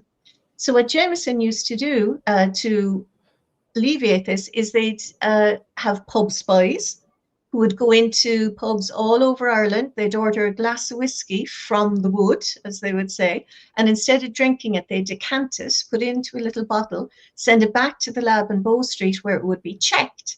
And if it turned out that this was not Jameson, or if it had been interfered with, the distillery would make the publican take out an ad in the paper apologizing. And the apology would not be to the distillery, it would be to the customer that the publican had fooled. And the other thing that they did is what you have in the image there. This is a very handy color chart. And you can see there's a lovely kind of tan color on one side and the other one is open. And what you're supposed to do is take your glass of Jameson whiskey, hold it up and make sure the color matches exactly. And if it didn't, they want to hear from you because that means the publican's been watering it down. So they're taking it to that level. And the other image there, that's some of the labels, again, from the Jameson collection. And what this one is showing is on the footer there in red, you can see it's the iconic Jameson Barrelman. And that's an image that first appeared on the Jameson labels back in the 1920s, so over 100 years ago. And it was commissioned by a man called George Lionel Jameson. And what the Barrelman symbolizes is every single worker in the distillery. because without the entire team, it didn't matter that you might have the most talented distiller in the world, or you might have fantastic coopers. If you don't have the guy whose job it is to open the door in the morning, well, then the distiller isn't coming in and the coopers aren't coming in either. So every single person matters. And there would be roughly around 200 men employed at the distillery at this time. So they hired a graphic designer. It was the same firm, actually, that came up with a lot of the underground signs. And they produced this guy who symbolized everyone who's working in the distillery. And he's first put on the labels. He's holding, I'm not sure if you can see there, a barrel. And on the barrel would have been V11, Roman numerals for 7. So he's on the label originally as an age signifier, telling you that this is a 7-year-old whiskey. But the barrelman is still on every bottle of Jameson today. If anybody's got a bottle, just turn it upside down. On the bottom of the glass underneath, you'll find the Jameson barrelman, because that is still symbolizing that it takes the whole team. And Catherine, my colleague who was on earlier, would tell you that without everyone in Middleton, we do not produce anything. So the Jameson barrelman is that symbol. I've got a little barrelman here myself. I see him here on the label of the 12-year-old as well. Yeah. 2 barrel men. It's been consistently for over 100 years. Back in prior to the amalgamation of the 3 companies, would whiskies have been kept for a liquid archive, or whiskey wasn't thought of the way we think of it today? Would that have? No. Does that make us understanding historic liquids more difficult when we don't have access to as many as we'd like to have? I don't think so. What I see as the biggest difference between whiskey, we do have the production records, Barry. So we do have the mash bills. Yeah. You mightn't always have the finished product, but we know what went into it. And, our team of distillers can pretty much, replicate kind of taste. But the biggest difference I see from looking at the records and what I see today is that they were very focused on distilling to the very highest standards possible. And once they had distilled and matured and decided that this was ready, generally it was about a 7-year-old for single pot still, but you would get 12-year-olds, then it was ready. And there was no such thing really as cask finishing. You don't see that until the 20th century. Yeah. And you see that more with third parties, with the large bonders who are buying, and because they have duty-free warehouses themselves, they're maturing in X sherry, in X wine, and giving this extra what we would now call cask finishing. And that's where you get the origin of brands such as Redbreast or the Spots. But that didn't happen within the distilleries. It didn't happen in John's Lane. It didn't happen at Jameson. And that's what I would see as different today. And that's why whiskies today have a slightly different taste profile. There's so much we could dive into with the archives. One question that has stuck with me since we spoke about this, I think, around the celebrations of the 200 years of Middleton, about the fact that how we record or how we document our lives today digitally makes it very difficult for us to perhaps look at how will that be retrievable in the future if a Facebook disappears, an Instagram disappears.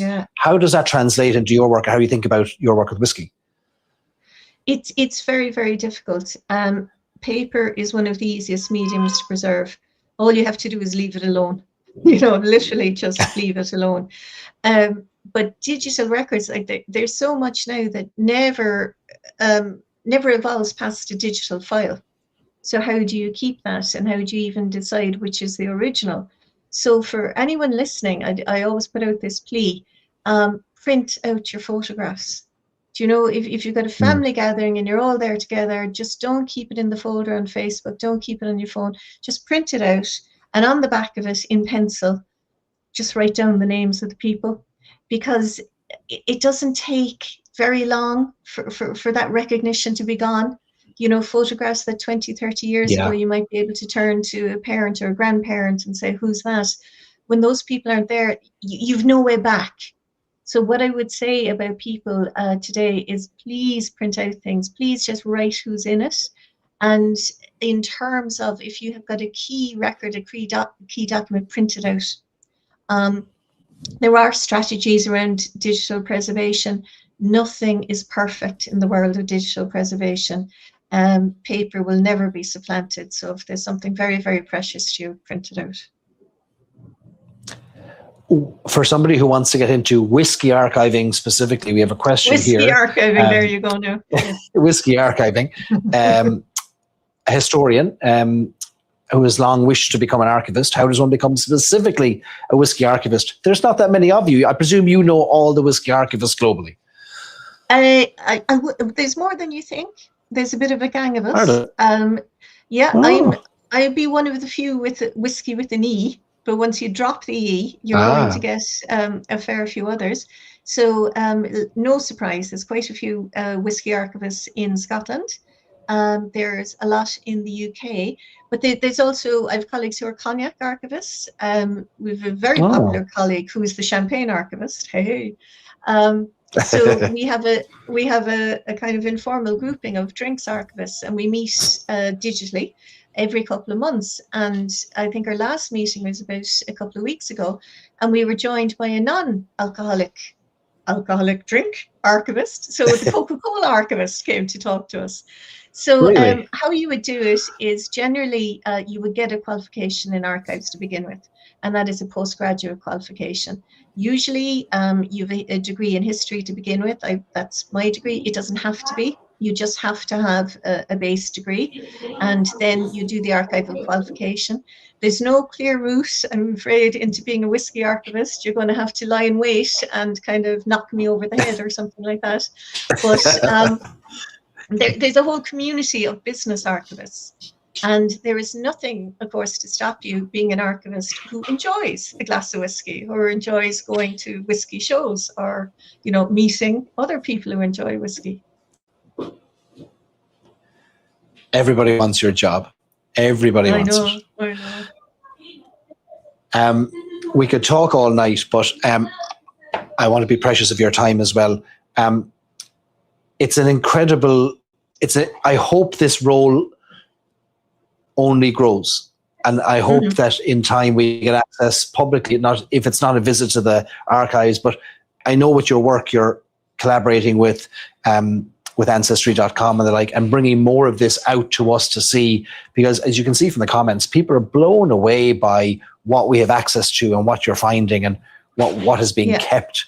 And I hope that is never diminished or cut as a cost-saving exercise, because we have to keep this work going. There is such a pride in Irish whiskey and in the legacy and the history and heritage of Irish whiskey. And when we go out into market and we try and meet people who maybe have never even looked at a glass of whiskey, and they're saying, why? What's special about this? Well, what's special and unique is our story. And nobody else has our story. And we are the guardians and the custodians of that. And that's what people want to learn about. They want to learn about why is it called this name? Why is that the ingredients? Why do you mature it in wood like that? And when you can actually tell people and explain, you create a conversation. So that's why our history and our heritage is so important, because it allows us to tell our own story in an open and engaging, hopefully, way. So I don't think it doesn't cost much to run an archive once it's up and built, because a few people come in. So basically we keep the doors closed and the lights turned off, because that's how you store material. But we're always looking for new ways to engage with people. And we did a brilliant project not too long ago, in that all those publicans who would buy whiskey in the cask, they would sign a legal agreement with Jameson, just saying that they're not going to interfere with the whiskey. And because it's a legal agreement, which had to be signed every year, it had to be witnessed. So the witness was whoever is standing in the pub the day that the sales rep comes in with this legal contract. So these are all from the 1920s and 1930s, and we've over 20,000 of them. And it's a snapshot of a vanished Ireland, not only the pubs and the names of the pubs, but who's standing in the pub. And you get things like primary school teachers, you get mechanics, and we got a revenue official in one of them. And we've partnered with the Digital Repository of Ireland, and they have stored those over 20,000 digital images for us. They're free for anyone to take a look at. They're totally searchable if you think that you've got an ancestor who had a pub. So we're always looking at ways to make the information available, but cognizant that our first duty is the preservation, the physical preservation of the items. So, I did search that archive. You should. I should hope you deserve it. I did search that archive to see were there any mentions of pubs in Cove. I found a few in Cove that that were part of that as well. And I was trying to see, because I have family that would have been in the drinks trade historically, but they weren't mentioned in it. Look, it's just, what you do is amazing. I'm endlessly fascinated. You know my love for history and whiskey history especially. The fact that I haven't heard from you in a while when I put out videos is a great sign to me that maybe I'm learning. After 10 years of this, I'm learning. I'm never going to live this down. This is going to be terrible. But I tell that story as a way of showcasing how seriously you take the protection and the legacy of the brands. You don't want the wrong story out there. And I remember you pointing out online sources that I had used, and I remember you dismissing them, saying that's an absolute pile of rubbish. Don't be copying that at all. And I would never have known had you not pointed me in that direction. So I have you to thank for honing and improving my whiskey knowledge, my whiskey history knowledge, and my whiskey knowledge. Well, I think we all love. Well, most people love history. Most anyone on this chat now loves whiskey, and we've no need to make anything up because the facts are just so fascinating themselves. That's the line. That's the line. That's Carol, thank you so much for joining us. Hopefully I get to see you again soon, and at some point in my life again, a visit to the archives would be amazing to soak in that history and be inspired by it. Carol, thanks so much for joining us so late tonight, but thank you.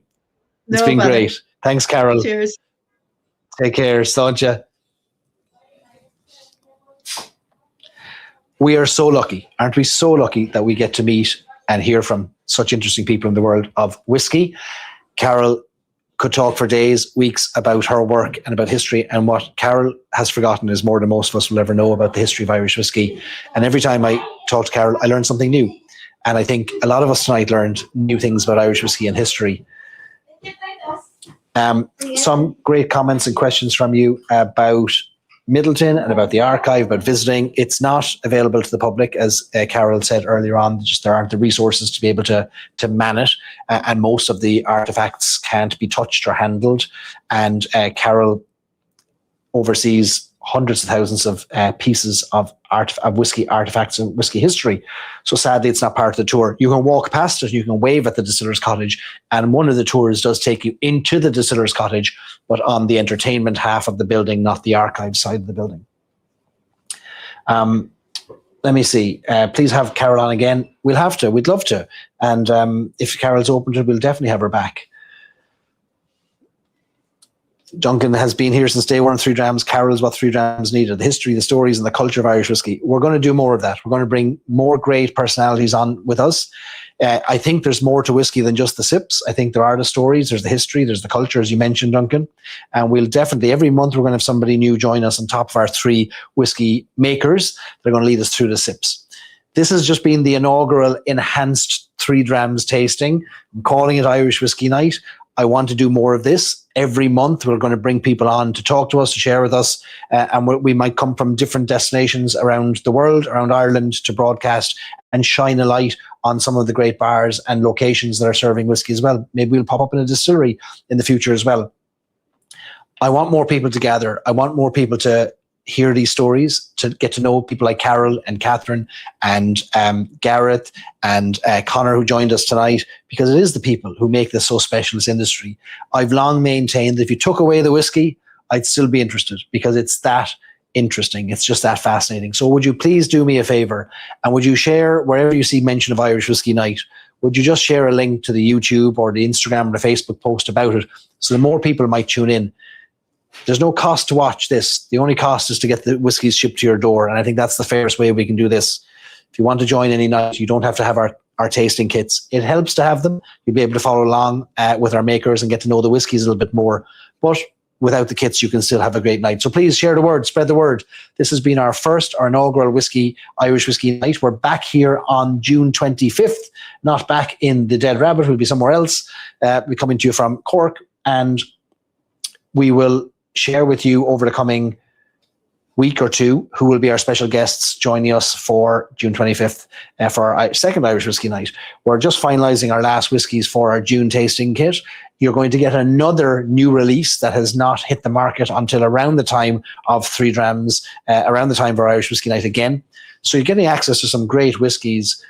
I think it's great value. It's €35 a month. If you're new to these streams, if you're new to the event that we're doing, if you want a tasting kit, just go to 3drams.com and you'll be able to secure a tasting kit for the next events. And you just pay once, and every month we'll ship you a new kit, and we'll take care of the rest. So that's Irish Whiskey Night, folks. I think we've covered most things. Are there any questions that I've forgotten? We've had a 2 hour and 15-minute session. It's been a great session. I love bringing people from the world of whiskey together for the chats. I'll have to give her a 3 Drams case for the archives. It's a great idea. It's a great idea. Alan says, what's the next? The next question is, as usual, what are the next whiskies? Well, we don't know yet. We're finalizing it. The month between, and sometimes in this case, it's just over 3 weeks between tastings. It can be tough to nail it all down until a week before we ship. So we'll keep you updated on that, especially when we're getting new releases. Like you saw with Copeland, they only disgorged it from the cask last week. It made its way to Cork last Thursday, was decanted on Friday. Some international orders were shipped on Friday, and the rest were shipped on Monday and Tuesday. That's how quickly the turnaround is for these things. Even without the kit, I ordered a Copeland due to this gathering. Rick Crandell, that's what it's all about. Rich Crandell, that's what it's all about. Just getting access to the stories about these whiskies, hearing the passion from people like Gareth talk about the 4 barrels of whiskey they make a week. 4 barrels. When Middleton Distillery is producing at full whack, they're making more than 10,000 barrels a week. So 4 barrels a week to 10,000 barrels a week. It's a massive, massive difference, isn't it?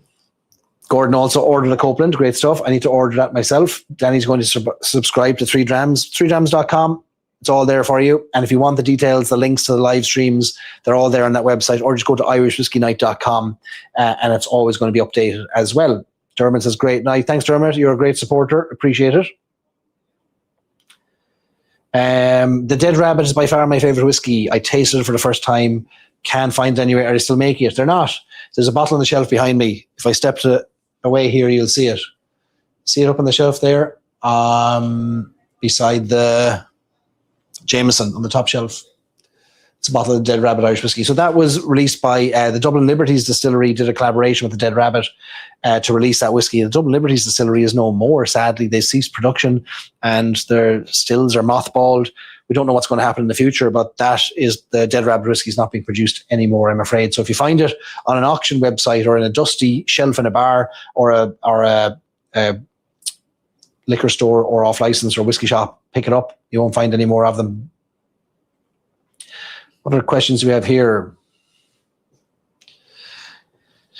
Duncan wants a happy birthday. Good man, Duncan. Happy birthday to you. Fair play. Raise a glass to you. And I'll pour a drop of Black Barrel for you.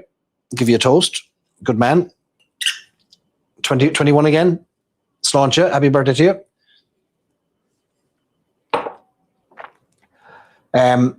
Simon, is still 4 or 5 tastings in the cupboard to catch up. This is the challenge, isn't it? Like, how do we...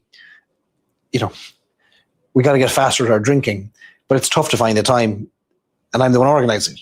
Like, I get it. Like, it's tough to catch up, but hopefully you'll stick with it. And those tasting kits, some people take them away on holidays. They say, all right, every night I'm going to have a tasting kit on my holiday. Whatever it is, keep going. Stick with it. Gwen says, great night. Great to have you. Thanks so much, Gwen. Appreciate it. Only getting better. Thanks, Wayne. Appreciate that. So we'll have more coming. I'm going to call all my contacts in the Irish whiskey world. We're going to get them onto Irish Whiskey Night. We'll have them come and chat with us. Even if their whiskey isn't here, there'll be interesting people that we want to come on and talk to us. We just want to have the crack. It's Thursday night.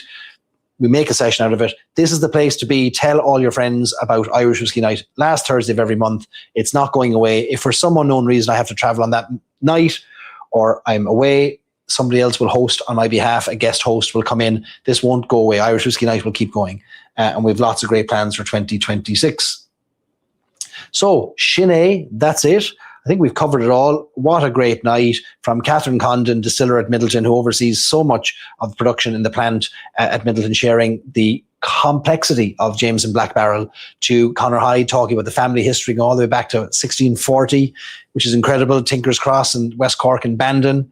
And then hearing from Gareth Irvine, fresh from the launch of Copeland 26.2, and then rounding out with a great chat with Carol Quinn, Head of Archives at Middleton Distillery. My night is made. My night is made. Great, great chats. And great to see you all. Thanks so much. Rick says we're downstairs and buying you your first round. Well, Rick, in that case, I'll be wrapping up here and going down to the tap room and taking you up on that offer. I'll be down in a minute. Order from the top shelf, please, if you don't mind. First time seeing your work, and definitely be back next month. Thanks so much. Look, I have a passion for Irish whiskey. I love it. I love sharing the stories.